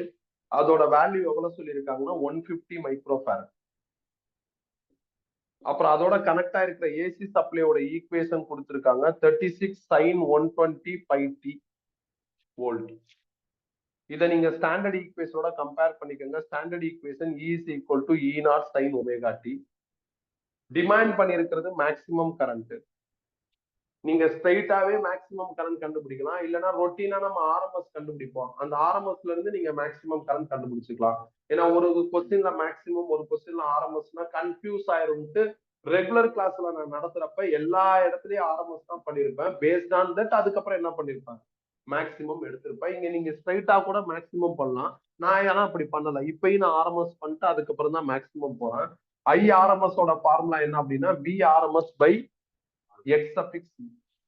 ஏன்னா வெறும் கெப்பாசிட்டி தானே இருக்கு, அதனால இந்த மாதிரி எக்ஸ் சஃபிக்ஸ் சி எழுதலாம். எனக்கு விஆர்எம்எஸ் வேணும். விஆர்எம்எஸ் ஓட வேல்யூ என்ன அப்படின்னா E0 பை ரூட். கம்பேர் பண்றப்ப E0 எவ்வளவு இருக்குன்னா 36 பை ரூட் 2 ரீடைன் பண்றான். அப்ப எனக்கு இது 36 பை ரூட் 2 கிடைச்சிருச்சு. பை எக்ஸ் சஃபிக்ஸ் சி வேணும். எக்ஸ் சஃபிக்ஸ் சிங்கிறது 1 by omega into C. Compare பண்றப்ப எனக்கு ஒமேகா கிடைக்குது. ஒமேகா எவ்வளவு வருதுன்னா 120 பைன்னு வருது. சி வந்து 150 மைக்ரோ ஃபாரட். இதை சால்வ் பண்ணா எனக்கு எக்ஸ் சஃபிக்ஸ் சி கிடைக்குது. எக்ஸ் சஃபிக்ஸ் சி எவ்வளவு வருது அப்படின்னா 17.69 ஓம். இதை இங்க போட்டுற வேண்டியதான். இது யாருன்னா ஐஆர்எம்எஸ்.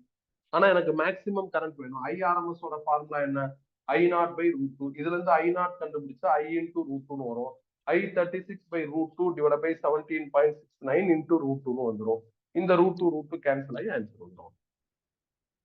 இதே மாதிரி ப்ராப்ளம் நம்ம பண்ணிருப்போம். 1 மைக்ரோஃபாரட் கெப்பாசிட்டி வச்சு ஒரு ப்ராப்ளம், 2 மைக்ரோஃபாரட் கெப்பாசிட்டி வச்சு ஒரு ப்ராப்ளம். ரெண்டுலையுமே நான் ஆர்எம்எஸ் பண்ணிட்டு தான் மேக்சிமம் போயிருப்பேன். ஏன்னா நிறைய காம்பனன்ட்ஸ் வரப்ப மேக்சிமம் பண்றது கஷ்டமா இருக்கும், ஆர்எம்எஸ் பண்றது ஈஸியா இருக்கும். அதனால எப்பயும் கிவன் டேட்டால எல்லாமே ஆர்எம்எஸ், ரெக்குவயர்மெண்ட் எல்லாமே RMS.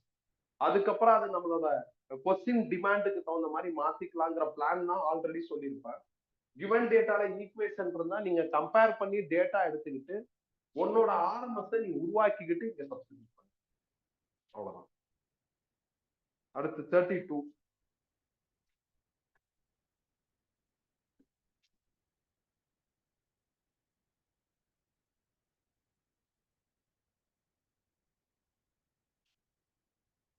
Given below are two statements. Statement 1. Maximum power is dissipated in a circuit containing inductor, capacitor and a resistor connected in series with an AC source when resonance occurs. கவனி, ஒரு சர்க்கியூட்ல resistor இருக்கு, இண்டக்டார் இருக்கு, capacitor இருக்கு. இதோட நான் ஒரு AC supply connect பண்ணிருக்கேன். அப்ப இது ஒரு RLC series circuit. RLC series சர்க்கியூட்டோட average power formula VI cos I. Resonance occur ஆகுதுங்கிறாங்க. ரெசனன்ஸ்ல உங்களுக்கு cos I வேல்யூ என்ன ஆகும்னா 1 வரும். எப்படின்னா cos I ஓட formula R by Z. R by Z ஓட formula root of R square plus X suffix L minus X suffix C whole squared. ரெசனன்ஸ்னா இது ரெண்டு ஈக்குவலா இருக்குன்னா அப்ப ஃபைனல் ஆன்சர் 1 வந்துடும். இங்க 1 போட்டா உங்களுக்கு மேக்சிமம் பவர் வரும். ஆல்ரெடி ரெசனன்ஸ் சர்க்கியூட்டுக்கே இன்னொரு பேர் என்னது, maximum power circuit, maximum current circuit அப்படிதான் சொல்லுவோம். அப்படின்னா அவங்க சொல்லியிருக்கிற ஸ்டேட்மெண்ட் 1 வந்து true. Statement 2, maximum power is dissipated in a circuit containing few resistor due to zero phase difference between current and voltage. ஒரு சர்க்கியூட்ல வெறும் ரெசிஸ்டார் மட்டும் இருக்கு. அப்போ வோல்டேஜ் அக்ராஸ் ரெசிஸ்டாரும் அதுல ஃப்ளோ ஆகுற கரண்ட்டும் இன் பேஸ்ல இருக்கும் அப்படின்னு நம்ம first question AC supply with ஆர்ல டெரைவ் பண்ணிருக்கோம். வோல்டேஜும் கரண்ட்டும் இன் பேஸ்னா angle between voltage and current என்ன ஆயிடும்னா 0 ஆயிரும். அப்ப சை 0னா cos psi is equal to cos 0 is equal to 1ன்னு வரும். அப்ப ஆவரேஜ் பவரோட ஃபார்முலா விஐ காஸ் சைல காஸ் சை 1ன்னு போட்டா உங்களுக்கு விஐ தான் வரும். அப்ப இதுல ப்ரொடியூஸ் ஆகுற பவரும் மேக்சிமம் பவர் தான். நான் உங்களுக்கு வாட்லெஸ் கரண்ட், வாட்ஃபுல் கரண்ட், அப்புறம் இந்த ஆர்எல்சி சீரிஸ் சர்க்கியூட்ல power development special case discuss பண்றப்போ சொல்லியிருப்பேன். இதுதான் இபி கன்சியூம் பண்ற பவர். இது கம்மியா இருந்தா நல்லா இருக்கும். அதனால இந்த ரெசிஸ்டிவ் லோடுலாம் யூஸ் பண்ணக்கூடாது. இண்டக்டார் இது ரெசிஸ்டிவ் லோடுங்கிறது அயன் பாக்ஸ், வாட்டர் கிட்லாம் ரெசிஸ்டிவ் லோடு. அதெல்லாம் யூஸ் பண்ணா நிறைய பவர் கன்சம்ஷன் நடந்து என்ன ஆகும், இபி காஸ்ட் ஜாஸ்தியா வரும். இண்டக்டார் கெப்பாசிட்டி லோடு தான் யூஸ் பண்ண சொல்லியிருப்பேன். இண்டக்டார் கெப்பாசிட்டி லோடுனா காஸ்ட் உங்களுக்கு என்ன ஆயிரும்னா 0 ஆயிரும். அப்ப ஆவரேஜ் பவர் கன்சம்ஷனும் 0 ஆயிரும். பவர் கன்சம்ஷன் 0 இல்ல கம்மியா இருக்கிறதுனால இபி காஸ்டும் குறைஞ்சிரும் அப்படின்னு ஒரு எக்ஸ்பிளனேஷன் கொடுத்திருப்பேன். கொஞ்ச நாளைக்கு முன்னாடி ரிவிஷன் கிளாஸ்லயே அதை பத்தி திருப்பி சொன்னேன். அதே லாஜிக்ல ஒரு சாதாரண ஒரு இன்ஃபர்மேஷன் இருக்கிற ப்ராப்ளம் தான். ரெண்டு ஸ்டேட்மெண்ட்டும் ட்ரூ. ரெண்டு ஸ்டேட்மெண்ட்டும் ட்ரூங்கிறது எந்த ஆப்ஷன்ல இருக்கு உங்களுக்கு? Both statement 1 and 2 are true அப்படிங்கிறது ஆப்ஷன் சில இருக்கு. ஸோ 32வது கேள்வி முடிஞ்சிருச்சு. 33 எடுங்க.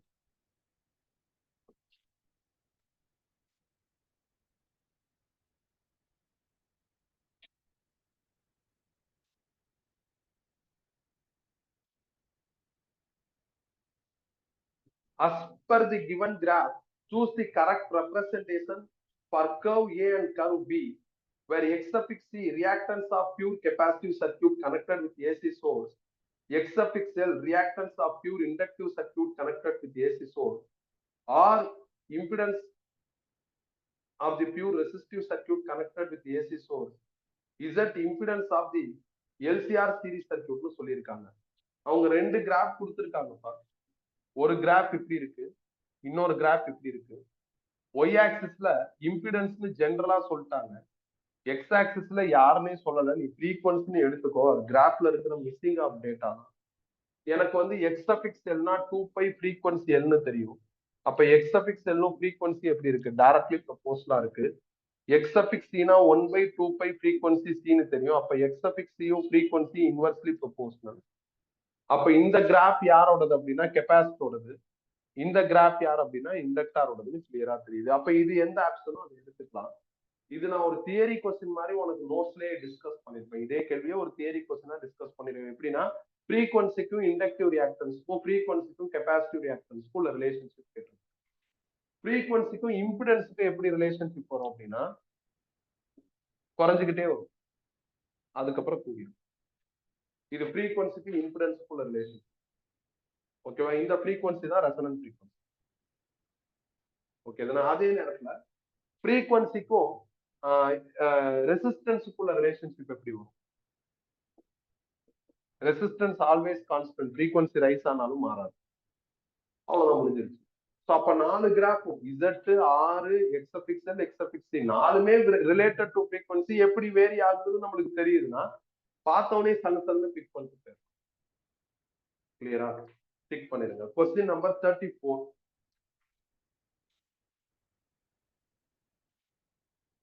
Statement 1. When the frequency of an AC source in the series LCR circuit increases, the current in the circuit first increases, attains a maximum value and then decreases அப்படிங்கிறாங்க. LCR சர்க்கியூட்ல உனக்கு impedance வரும்பா. ஏன்னா R LC 3 component இருக்கிறதுனால impedance வரும். இப்பதான் இம்பிடன்ஸுக்கும் ஃப்ரீக்வன்சிக்கும் உள்ள relationship நான் உனக்கு என்ன பண்ணிருக்கேன்னா கிராஃபா காமிச்சிருக்கேன். இந்த கிராஃப் படியே போகும். when frequency of LCR circuit increase ஆச்சுன்னா ஆரம்பத்துல Z என்ன ஆகுது? குறையுதா? கரண்டோட ஃபார்முலா V/Z. Z குறைஞ்சிருச்சுன்னா கரண்ட் என்ன ஆகும்? இன்க்ரீஸ் ஆகும். இது ஆரம்பத்துல. லேட்டரா Z அதிகமாகுதா? அப்ப கரண்ட் என்ன ஆயிரும்னா குறைஞ்சிடும். அப்ப அவங்க சொல்றது கரெக்ட் தான். when frequency upon AC source in a series LCR circuit increases na current first increases, attains maximum value and then decreases ங்கறாங்க. அப்ப டெஃபினட்டா statement 1 correct. Statement 2, in series LCR circuit the value of power factor presence is 1. அதுவும் correct தான். ஏன்னா power ஃபேக்டரோட formula என்ன? R by Z. இசட்டோட formula root of R square plus X suffix L minus X suffix C whole square. ரெசனன்ஸ்ல இது 0 ஆயிடும், ஏன்னா ரெண்டு ஈக்குவல். அப்படின்னா பவர் ஃபேக்டர் 1 தான் வரும். அப்ப ரெண்டு ஸ்டேட்மெண்ட்டுமே கரெக்ட், ரெண்டு ஸ்டேட்மெண்ட்டுமே ட்ரூங்கிறது ஆப்ஷன் பி ல. So 33 over, sorry 34 over. 35.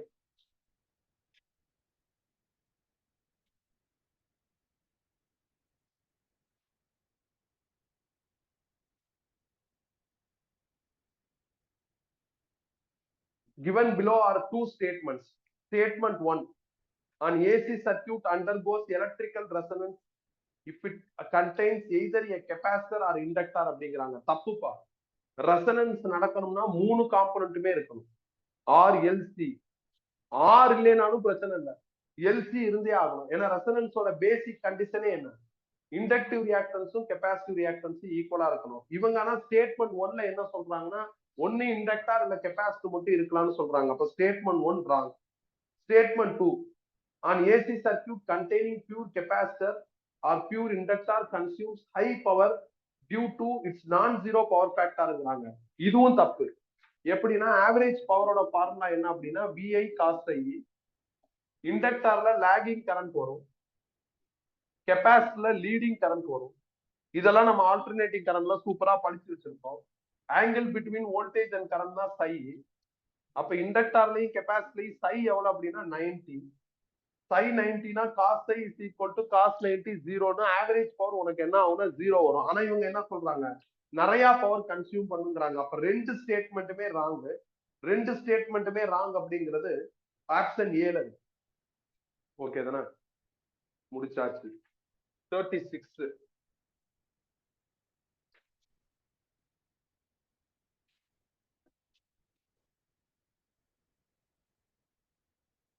In an LC oscillator, if values of inductance and capacitance become twice and 8 times respectively, then the resonant frequency of the oscillator becomes x times its initial resonant frequency omega naught.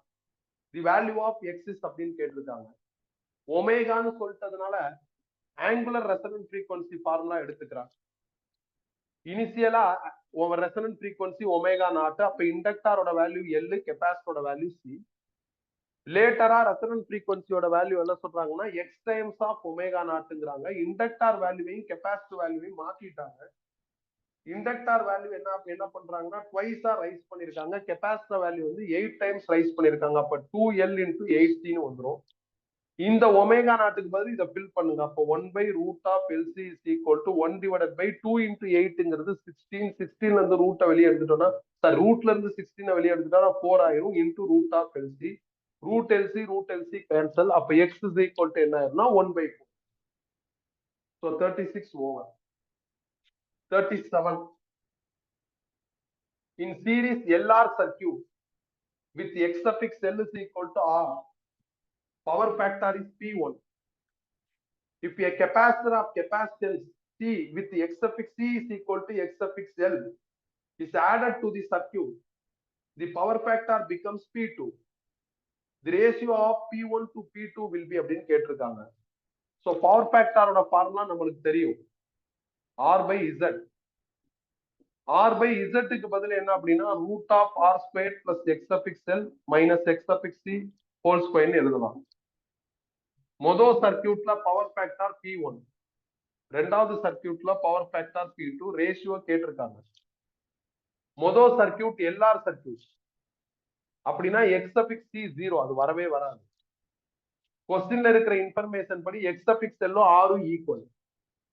அப்ப இது 0 ஆயிடுச்சுன்னா அந்த போர்ஷனே காலி ஆயிடும். மேல R retain பண்றேன், கீழே R ஸ்கொயர்ட retain பண்றேன். எக்ஸ் சஃபிக்ஸ் எல்லுக்கு பதில் திருப்பி என்ன பண்ணிடலாம், ஆரே போட்டோம்னா அகைன் ஆர் ஸ்கொயர்னு ஒண்ணு ரேஷியோ. ரெண்டாவது சர்க்கியூட்ல எக்ஸ் சஃபிக்ஸ் சியும் எக்ஸ் சஃபிக்ஸ் எல்லும் ஈக்குவல். அப்படின்னா இந்த போர்ஷனே என்ன ஆயிடும், 0 ஆயிடும். அப்ப சால்வ் பண்ணா R/√R ஸ்கொயர்னு வந்துடும். இதை சால்வ் பண்ணா என்ன ஆகும், R/√2R வந்துடும். இது என்ன ஆயிரும்னா R/Rன்னு வந்துடும். ரூட்ல இருந்து ஆர் ஸ்கொயர்ட வெளியே எடுத்தா 6 ஆயிரும். அந்த ஆறு இந்த ஆறு கேன்சல் ஆயிரும். இதுலயும் இது கேன்சல் ஆகி 1:√2 ஆயிடும். பண்ணிடலாம். Next 38 is in the given circuit, RMS value of current IRMS through resistor is series circuit பா. அப்ப எல்லா காம்போனன்ட்லயும் ஒரே கரண்ட் தான் ஃப்ளோ ஆகும். 3 காம்போனன்ட் இருக்கு. எல்லா காம்போனன்ட் இருந்ததுன்னா RMS வேல்யூ கண்டுபிடிக்கிறதுக்கான ஃபார்முலா என்ன அப்படின்னா V/Z. V ஒரு நம்பரா கொடுத்திருக்காங்க 200 அப்படின்னா அது RMS வேல்யூன்னு அர்த்தம். அவங்களும் கொஸ்டின்ல என்ன பண்ணிருக்காங்க VRMS தான் சொல்லியிருக்காங்க. அதை எழுதிடலாம். எனக்கு Z வேணும். Z ஓட ஃபார்முலா என்ன அப்படின்னா √R² + X∗L - X∗C whole squared. √R வேணும். கொஸ்டின்ல அவைலபிள் 100. X∗L வேணும் 200 கொடுத்திருக்காங்க.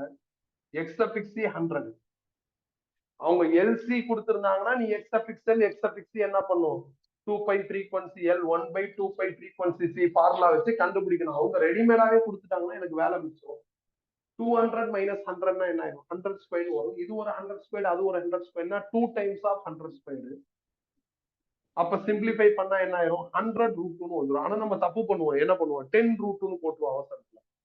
எனக்கே அந்த இது வந்து அதுக்கப்புறம் தெளிவுபடுத்திக்கிட்டேன். சோ இதை இங்க சப்ஸ்டிடியூட் பண்ணுங்க 100√2 √2 கேன்சல் ஆயிரும். அப்ப சால்வ் பண்ணா 2 ஆம்பியர். அவ்வளவுதான். Next question number 39. If R X∗L X∗C represents resistance, inductive reactance and capacitive reactance, then which of the following is dimensionless? Dimension வரக்கூடாதுங்கிறாங்கப்பா. 4 ஆப்ஷன்ல யாருக்கு டைமென்ஷன் வராதுன்னு கேக்குறாங்க. யாருக்கு நோ யூனிட்டா அவங்களுக்கு தான் டைமென்ஷன் கிடையாது. அப்ப எல்லாத்துக்கும் நான் யூனிட் கண்டுபிடிச்சு பாக்குறேன். யாருக்கு நோ யூனிட் வருதோ அந்த ஆப்ஷன் எடுத்துக்கலாம். ஆப்ஷன் ஏல R X∗L X∗C இருக்கு. யூனிட் வேணும். ரெசிஸ்டன்ஸோட யூனிட் ஓம், இண்டக்டிவ் ரியாக்டன்ஸ்க்கு ஓம், கெபாசிட்டிவ் ரியாக்டன்ஸ்க்கு ஓம். அப்ப ஓம் கியூப்னு வருது. அப்ப ஆப்ஷன் ஏ பிக் பண்ண முடியாது. எனக்கு நோ யூனிட் வரணும். ஆப்ஷன் B ல உங்களுக்கு என்ன இருக்கு அப்படின்னா R/√X∗L X∗C இருக்கு. யூனிட் கண்டுபிடிங்க. ஆருக்கு ஓம், √X∗L ஓம், X∗C ஓம். ஓம் ஸ்கொயர் ரூட்ல இருந்து வெளியே எடுத்துட்டா ஓம் ஆயிரும். அப்ப ஓம்/ஓம்னா 2 ஓம் கேன்சல் ஆகி யூனிட் லெஸ்ஸா மாறுது. அப்ப இந்த ஆப்ஷன் தான் கரெக்ட். இருந்தாலும் மித்ததையும் செக் பண்ணிடுவோம். கீழே என்ன இருக்கு அப்படின்னா R/X∗L × X∗C யூனிட் டீல் பண்ணுங்க. ஓம்/ஓம் × ஓம். அப்ப 1/ஓம்னு வரும். அப்ப இதுலயும் உனக்கு என்ன ஆகுது யூனிட் வருது. Final option R × X∗L/X∗C. ஆரோட யூனிட் என்னன்னா ஓம், X∗L ஓம், X∗C ஓம். ஓம் கேன்சல் ஆயிடுச்சுன்னா ஓம் வரும். அப்ப யூனிட் பிளஸ் இதுக்குதான் வருது. யூனிட் யாருக்கு இல்லையோ அவங்களுக்கு தான் இல்லை, டைமென்ஷன் கிடையாது. நிறைய புக்ல சொல்யூஷன் எப்படி பண்ணியிருந்தாங்க அப்படின்னா டைமென்ஷனல் ஃபார்முலா எழுதி பண்ணிருந்தாங்க. இந்த MLTன்னு சொல்றோம் அதை வச்சு பண்ணியிருந்தாங்க. அது ரொம்ப வளவலன்னு போகும். நம்ம யூனிட் வச்சே கண்டுபிடிச்சோம். நான் 11th டைமென்ஷனல் ஃபார்முலா எப்படி டீச் பண்ணிருப்பேன்னா யூனிட்டை முடிச்சுட்டு தான் டைமென்ஷனல் ஃபார்முலா வரும். ஸ்ட்ரைட்டா டைமென்ஷனல் ஃபார்முலா போயிருக்க மாட்டாங்க. அதனால எனக்கு இந்த ஸ்டைல் வந்து ரொம்ப சிம்பிள், இப்படியே போயிடலாம். அடுத்து question number 40.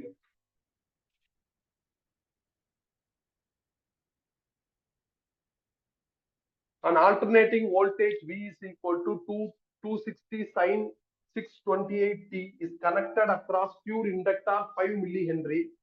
Inductive reactance of the circuit is அப்படின்னு கேட்டிருக்காங்க. அப்ப ஆல்டர்னேட்டிங் வோல்டேஜ் கொடுத்திருக்காங்க 260 sin 628t. Standard equation E is equal to E0 sin omega t. எல்லோட வேல்யூ 5 மில்லி ஹென்ரின்னு சொல்லிட்டாங்க. அவங்க கேட்டிருக்கிறது கரண்டோ மித்ததெல்லாம் கிடையாது. ரொம்ப சிம்பிளான கேள்வி. இண்டக்டிவ் ரியாக்டன்ஸ் கேட்டிருக்காங்க. இண்டக்டிவ் ரியாக்டன்ஸோட ஃபார்முலா ஒமேகா × L. ஒமேகாவுக்கு பதில் எவ்வளவு வருதுன்னா 628. L வந்து 5 மில்லி ஹென்ரி. மல்டிப்ளை பண்ண ஆன்சர். அவங்க எதுல கேட்டிருக்காங்க ஓம்ல தான் கேட்டிருக்காங்க. இப்போ ஓம்ல எழுதிட்டு போயிடும்.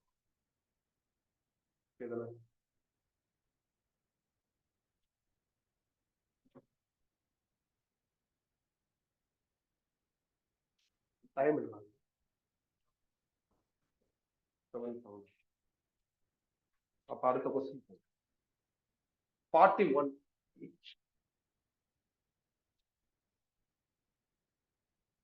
An oscillating LC circuit consists of 75 millihenry inductor and 1.27 microfarad capacitor. If the maximum charge to the capacitor is 2.7 microcoulomb, the maximum current in the circuit will be dash milliampere அப்படின்னு கேட்டிருக்காங்க. ஒரு சர்க்கியூட்ல எல்லும் சியும் இருக்குப்பா. இந்த மாதிரி எல்சி காம்பனன்ட் எப்ப இருந்தாலும் சில store ஆயிருக்கிற charge அப்படியே கரண்டா இந்த இண்டக்டாருக்கு போய் கரண்ட் இந்த இண்டக்டார்ல மேக்னெட்டிக் பிளக்ஸா ஸ்டோர் ஆகும். லேட்டரா மேக்னெட்டிக் பிளக்ஸ் சேஞ்ச் ஆகி இஎம்எஃப் மாதிரி அந்த இஎம்எஃப்னால திருப்பி கெப்பாசிட்டி சார்ஜ் என்ன பண்ணணும், ஸ்டோர் பண்ணணும். அதனாலதான் எல்சி ஆசிலேட்டர் சொல்றாங்க. இதுல இருந்து அதுக்கு, அதுல இருந்து இதுக்கு, இதுல இருந்து அதுக்கு, அதுல இருந்து இதுக்கு ஒரே ஆக்சன் ரிப்பீட் ஆயிட்டே இருக்கும். அதனாலதான் இது எல்சி ஆசிலேஷன். இப்ப என்ன டிமாண்ட் பண்ணிருக்காங்கன்னா, சி வேல்யூ எல் வேல்யூ கொடுத்துட்டாங்க, மேக்சிமம் சார்ஜும் கொடுத்துட்டாங்க, மேக்சிமம் கரண்ட் கேட்டிருக்காங்க. நீங்க எனர்ஜி கன்சர்வேஷன் பிரின்சிபல் யூஸ் பண்ணா ஆன்சர் எடுத்துடலாம். ஏன்னா இதுல இருக்கிற எனர்ஜி தான் அதுக்கு போகுது, அதுல இருக்கிற எனர்ஜி தான் இதுக்கு வருது. அப்ப எனர்ஜி ஸ்டோர்ட் இன் கெப்பாசிட்டர் அது அப்படியே தானே அதுக்கு டெலிவர் ஆகுது. டெலிவர் ஆனா இண்டக்டார்ல எனர்ஜி ஸ்டோர்ட் இன் இண்டக்டாரா மாறும். இது அப்படியே அதுக்கு டெலிவர் ஆகுறதுனால எனர்ஜி ஸ்டோர்ட் இன் கெப்பாசிட்டரும் எனர்ஜி ஸ்டோர்ட் இன் இண்டக்டாரும் கண்டிப்பா எப்படி இருக்குன்னா ஈக்குவலா இருக்கும். கெப்பாசிட்டர்ல ஸ்டோர் ஆகிற எனர்ஜியை கண்டுபிடிக்கிறதுக்கு formula 1/2 Q²/C, இண்டக்டார்ல 1/2 Li². 1/2 1/2 cancel, Q²/C into L is equal to I² வந்துடும். ஃப்ரம் திஸ் ஐ கண்டுபிடிச்சா ரூட்டுக்குள்ள எல்லாமே வந்துடும்.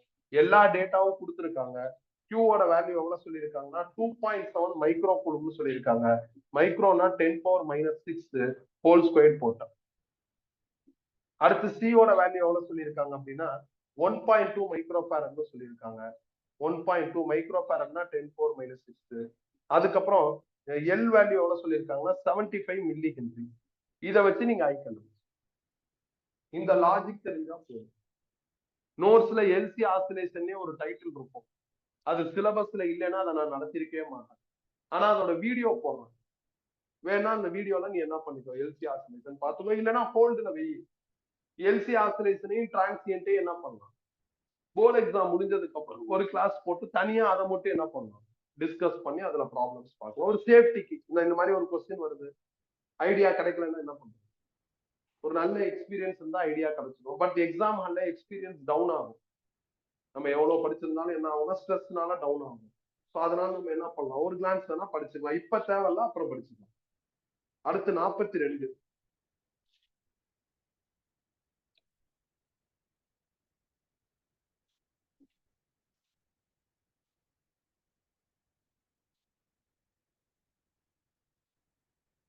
A series combination of resistor of resistance 100 ohm, inductor of inductance 1 Henry and capacitor of capacitance 6.25 microfarad is connected to an AC source.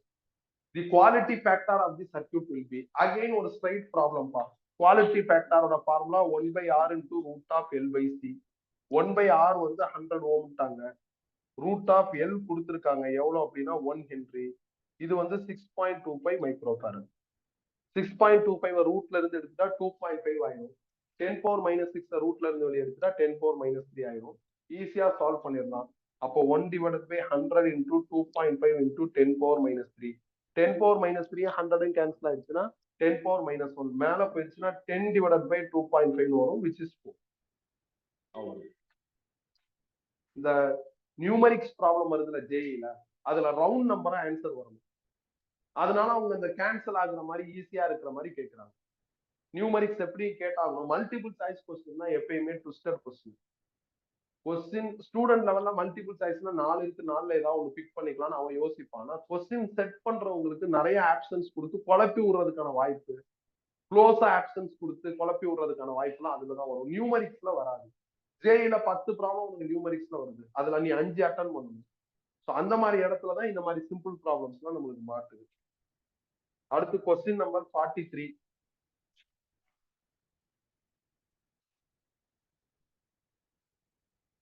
A series LCR circuit is connected to an AC source of 220 volt 50 Hz.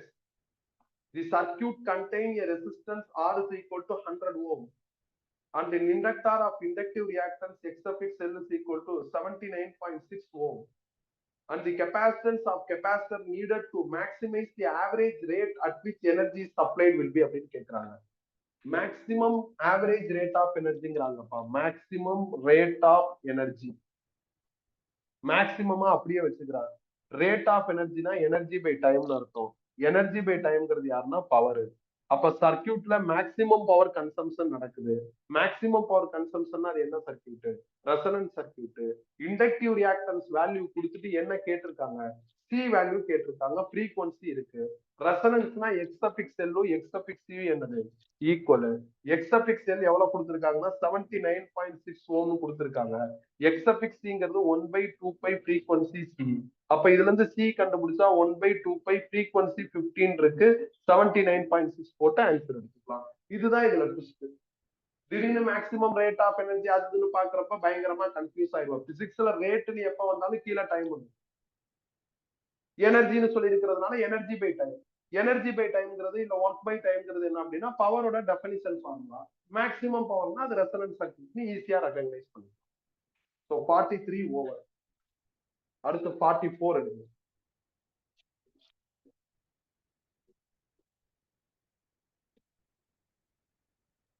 A series LCR circuit is connected to an AC source of 220 volt 50 Hz. இப்பதான் பார்த்தோமா? 43 over. 44 எடுங்க. Yes, LCR series circuit of capacitance 62.5 nanofarad and resistance 50 ohm is connected to an AC source of frequency 2 kilohertz. For maximum value of amplitude of current in this circuit, the value of inductance கேட்டிருக்காங்க. Maximum value of amplitude of current என்னன்னா திருப்பி resonance தான். ரெசனன்ஸ்ல அவங்க என்ன பண்ணிருக்காங்கன்னா C value கொடுத்துட்டு L value கேட்கறாங்க. அப்ப அகைன் அதே லாஜிக் தான். எக்ஸ்எஃப்எக்ஸ் எல் இஸ் ஈக்குவல் டு எக்ஸ்எஃப்எக்ஸ் சி. எக்ஸ்எஃப்எக்ஸ் எல்ங்கிறது 2π ஃப்ரீக்வன்சி இன்டு எல். எக்ஸ்எஃப்எக்ஸ் சிங்கிறது 1/2π frequency into C. L request பண்ணிருக்காங்க. அப்போ 1/4π² f² சின்னு வந்துடும். 1/4 ரீடைன் π² ரீடைன் பண்றேன். எஃப் கொடுத்திருக்காங்க எவ்வளவுனா 2 கிலோ ஹெர்ட்ஸ். அப்ப 2 × 10⁻³ ஹோல் ஸ்கொயர்டு. சி கொடுத்திருக்காங்க எவ்வளவு அப்படின்னா எவ்வளவு சொல்லியிருக்காங்க ஃபர்ஸ்ட் 62.5 நானோ ஃபேரட். நானோனா 10 பவர் -. π² 10 எடுத்துக்க சொல்லியிருக்காங்கன்னா நீ 10 போட்டுற அவ்வளவுதான். இப்ப 10 எடுக்க சொல்றாங்கன்னா சால்விங் ஈஸியா இருக்கும்.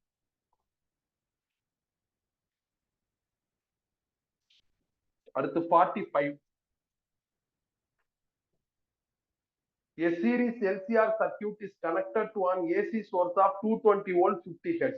The circuit contains resistance R is equal to 80 ohm and an inductor of inductive reactance 70 ohm, capacitor of capacitive reactance 130 ohm. The power factor of circuit is x by 10. The value of x கேட்டிருக்காங்க. Power ஃபேக்டருக்கு நம்மள்ட்ட ரெடிமேடாவே formula இருக்கு for RLC series circuit which is R by Z. R by Z ஓட formula என்ன அப்படின்னா √R² plus XFXL minus XFXC whole squared. கொஸ்டின்ல R எவ்வளவு சொல்லியிருக்காங்கன்னா 80 ஓம். அப்ப R² 80² வந்துடும். அப்புறம் XFXL எவ்வளவு சொல்லியிருக்காங்க அப்படின்னா 70. XFXC எவ்வளவு சொல்லியிருக்காங்கன்னா 130 whole squared is equal to cos I. cos I ஓட வேல்யூ அவங்க எவ்வளவு சொல்லியிருக்காங்கன்னா x by 10ன்னு சொல்லிட்டாங்க. x கண்டுபிடிக்க சொல்லியிருக்காங்க. 80 ரீடைன் பண்றாங்க. √ இது 80². இது வந்து 60² வரும். மைனஸ் கேன்சல் ஆயிடும். 80² plus 60² அப்படின்னா எவ்வளவு வரும்? 6400 plus 3600 10,000 வரும். 10,000க்கு ரூட் எடுத்தா உங்களுக்கு என்ன ஆயிடும்? 100ன்னு வந்துடும். அப்ப x is equal to 10/80/100ன்னு வந்துடும். ஒரு 0 ஒரு 0 ஒரு 0 ஒரு 0 கேன்சல் ஆயிடுச்சுன்னா x will become a snake. அவ்வளவுதான், முடிஞ்சிருச்சு.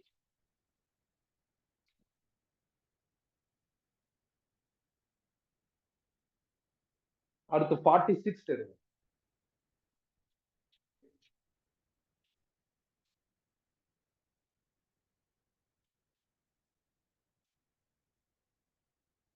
An inductor of 0.5 millihenry, capacitor of 20 microfarad and resistance of 20 ohm are connected in series with the 220 volt AC source.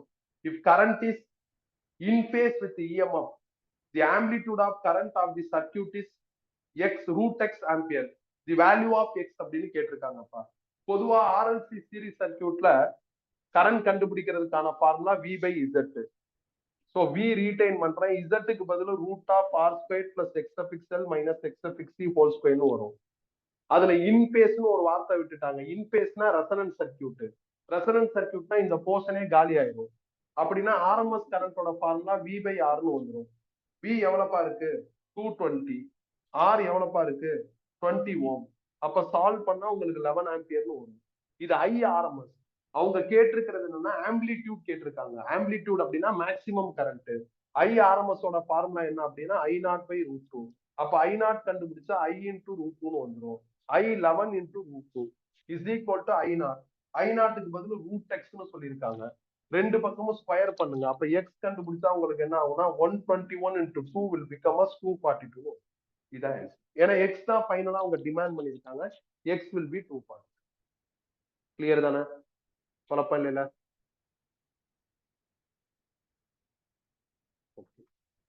அடுத்து 47.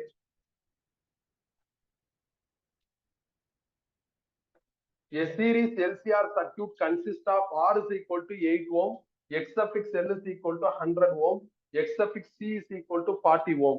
The input voltage is 2500 cos 100 pi t volt. The amplitude of current in the circuit ன்னு கேக்குறாங்க. அப்ப RLC series circuitல current கேட்டிருக்காங்கப்பா. Formula என்னப்பா V by Z. இப்ப நான் இங்க எழுதியிருக்கிற VI எல்லாம் RMS. ஆனா உங்க மேக்சிமம் கரண்ட் கேட்டிருக்காங்க. அப்ப மேக்சிமம் கரண்ட்னா நீ I0ன்னு போடலாம். மேக்சிமம் கரண்ட்னா ஆம்பிளிடியூட் ஆஃப் கரண்ட். அப்ப இங்க என்ன பண்ணிடலாம் V0ன்னு போட்டுடலாம். அவங்க கொடுத்திருக்கிற equation V is equal to 2500 cos 100 pi t. இதுல ஃப்ரண்ட்ல இருக்கிற இந்த வேல்யூ தான் யாரு maximum value V0 R E0. அப்ப V0க்கு பதில் 2500 போட்டுலாம். இசட்டோட formula √R² plus X suffix L minus X suffix C whole square வந்துரும். அப்ப 2500 divided by √R²க்கு பதில் எனக்கு எவ்வளவு இருக்குன்னா 80 squared, X suffix L 100, X suffix C வந்து 40 whole square. 100 minus 40னா 60 squared, 60 squared 80 ஸ்கொயர்னா 10,000 வந்துரும். 10,000 ரூட் எடுத்தா 100. அப்ப 2500 by 100னா 2 0 கேன்சல் ஆகி 25ன்னு உனக்கு ஆன்சர். அவ்வளவுதான். 47 ஓவர்.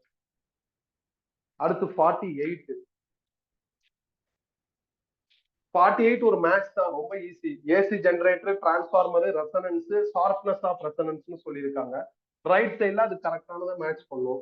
ஏசி ஜெனரேட்டருங்கிறது எலக்ட்ரோ மேக்னெட்டிக் இண்டக்ஷன், இந்த கான்செப்ட்ல தான் ஒர்க் ஆகுது. அதனால ஏக்கு 2 எடுக்கலாம். டிரான்ஸ்பார்மர்ல மியூச்சுவல் இண்டக்ஷன் கான்செப்ட் வந்துடும். அதனால பிக்கு 4 எடுக்கலாம். ரெசனன்ஸ்ங்கிறது both L and C presence ரெண்டுமே இருந்தாதான் ரெசனன்ஸ் நடக்கும். ஷார்ப்னஸ் ஆஃப் ரெசனன்ஸை பத்தி பேசுறதா குவாலிட்டி ஃபேக்டர். நான் குவாலிட்டி ஃபேக்டர் நடத்துறப்பே அப்படிதான் சொல்லியிருப்பேன். எந்த சர்க்கியூட் நல்லா வேலை செய்யுதுன்னு எப்படி கண்டுபிடிக்கிறங்கிற ஆஸ்பெக்ட்ல தான் சொல்லியிருப்பேன். So 48 over. 49. An ideal transformer with purely resistive load operates at 12 kV on primary side. It supplies electrical energy to number of nearby houses at 120 volts. The average rate of energy consumption in the houses served by the transformer is 60 kilowatts. The value of resistive load RS required in secondary circuit will be dash milliohm னு கேக்குறாங்கப்பா. ஒரு transformer இருக்கு,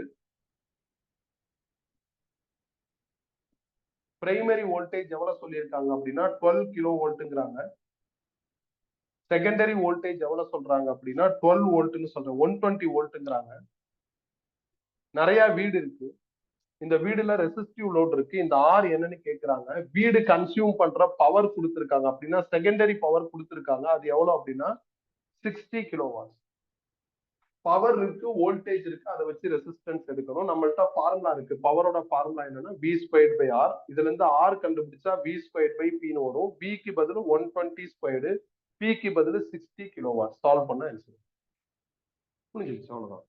நான் already சொல்லியிருக்கேன் உனக்கு எப்பயாவது கஷ்டமா இருக்கிற மாதிரி இருக்கு அப்படின்னா டிரான்ஸ்பார்மர் டயக்ராம் போட்டு அப்படின்னு சொல்லியிருக்கேன். பர்டிகுலரா ஏதாவது ஒரு டிவைஸ் இருக்கு, வீடு இருக்கு, ஒரு மோட்டார் இருக்கு, ஒரு ஸ்டவ் இருக்கு அப்படிலாம் சொன்னாங்கன்னா இந்த மாதிரி டயக்ராம் போட்டு நீ செகண்டரி அனலைஸ் பண்ணிட்டு தேவைப்பட்டா பிரைமரிக்கு வரலாம். இங்க வர வேண்டிய அவசியம் வரல. செகண்டரியில எவ்வளவு ரெசிஸ்டன்ஸ் இருக்குன்னு தான் கேட்டிருக்காங்க. ஸோ சிம்பிள் கொஸ்டின் தான். Question number 50. In an AC generator, a rectangular coil 100 turns, each having area 14 into 10 power minus 2 meters square, is rotated at 360 revolutions per minute about an axis perpendicular to uniform magnetic field of magnitude 3 Tesla. The maximum value of the EMF produced will be dash volt. கவனிங்கப்பா, AC ஜெனரேட்டரோட formula நம்மளுக்கு தெரியும், final result E0 sin omega t. இதுல E0 தான் maximum EMF. அதோட formula NBA omega. சந்தேகமா இருந்தா generator refer பண்ணி பாரு. இந்த JE 2023 இந்த லெசனோட ஃபர்ஸ்ட் கிளாஸ்ல நம்ம இந்த ஃபார்முலா எழுதி தான் வச்சிருந்தோம். ஸோ அப்ப E0 maximum EMF is equal to NBA omega. ஒமேகாவை நீங்க 2π ஃப்ரீக்வன்சின்னு எழுதலாம். கொஸ்டின்ல நம்பர் ஆஃப் டர்ன்ஸ் கொடுத்துருக்காங்க 100. அதுக்கப்புறம் பி கொடுத்துருக்காங்க எவ்வளவுனா 3 டெஸ்லா. ஏரியா ஆஃப் காயில் கொடுத்துருக்காங்க 14 × 10⁻². 2 ரீடைனு. பைனா 22/7 சொல்லிட்டாங்க. ஃப்ரீக்வன்சி கொடுத்துருக்காங்க 360 ரெவல்யூஷன் பெர் மினிட்.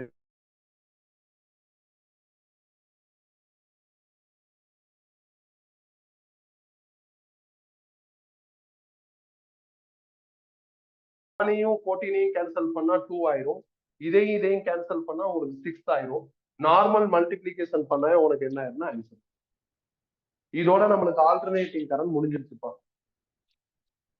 அடுத்து ஃப்ரைடே மார்னிங் கிளாஸ்ல, நாளைக்கு ஈவினிங் தேவையில்ல, ஃப்ரைடே மார்னிங் கிளாஸ்ல நம்ம என்ன பண்ணிக்கலாம், அடுத்த சாப்டர் EM வேவ்ஸோட JE 2023 டிஸ்கஸ் பண்ணலாம். இன்னைக்கு நைட்டு உனக்கு நோட்ஸ் அனுப்பிச்சு. ஃப்ரைடே நம்மளுக்கு ரிபப்ளிக் டேங்கிறதுனால நம்மளுக்கு என்ன ஆகும்னா ஒரு 10 நிமிஷம் 15 நிமிஷம் லேட் ஆனாலும் பிரச்சனை இருக்காதுன்னு நினைக்கிறேன், லீவா இருக்கும். ஸோ அன்னைக்கே நாம என்ன பண்ணிடலாம், அதை முடிச்சிடலாம். ஒரு 23% தான் வரும். ஸோ ஒரே கிளாஸ்ல அதை முடிச்சிடலாம். அதுல கடைசி 4-5% வந்து எக்ஸ்ரே, மைக்ரோவேவ், யூவின்னு இருக்கும்ல, அதோட வேவ் லென்த் பத்தி கேட்கறது, யூசர்ஸ் பத்தி கேட்கறது மாதிரி தான் இருக்கும். அதுல ஒண்ணு டிஸ்கஷன் தேவைப்படாது. ஸோ ஒரு 20% தான் வரும். ஒரே கிளாஸ்ல என்ன பண்ணிடலாம். ஓகே, இப்ப கிளம்பலாம். ஆன்லைன்ல இருக்கிறவங்க லாக் அவுட் ஆயிக்கலாம்.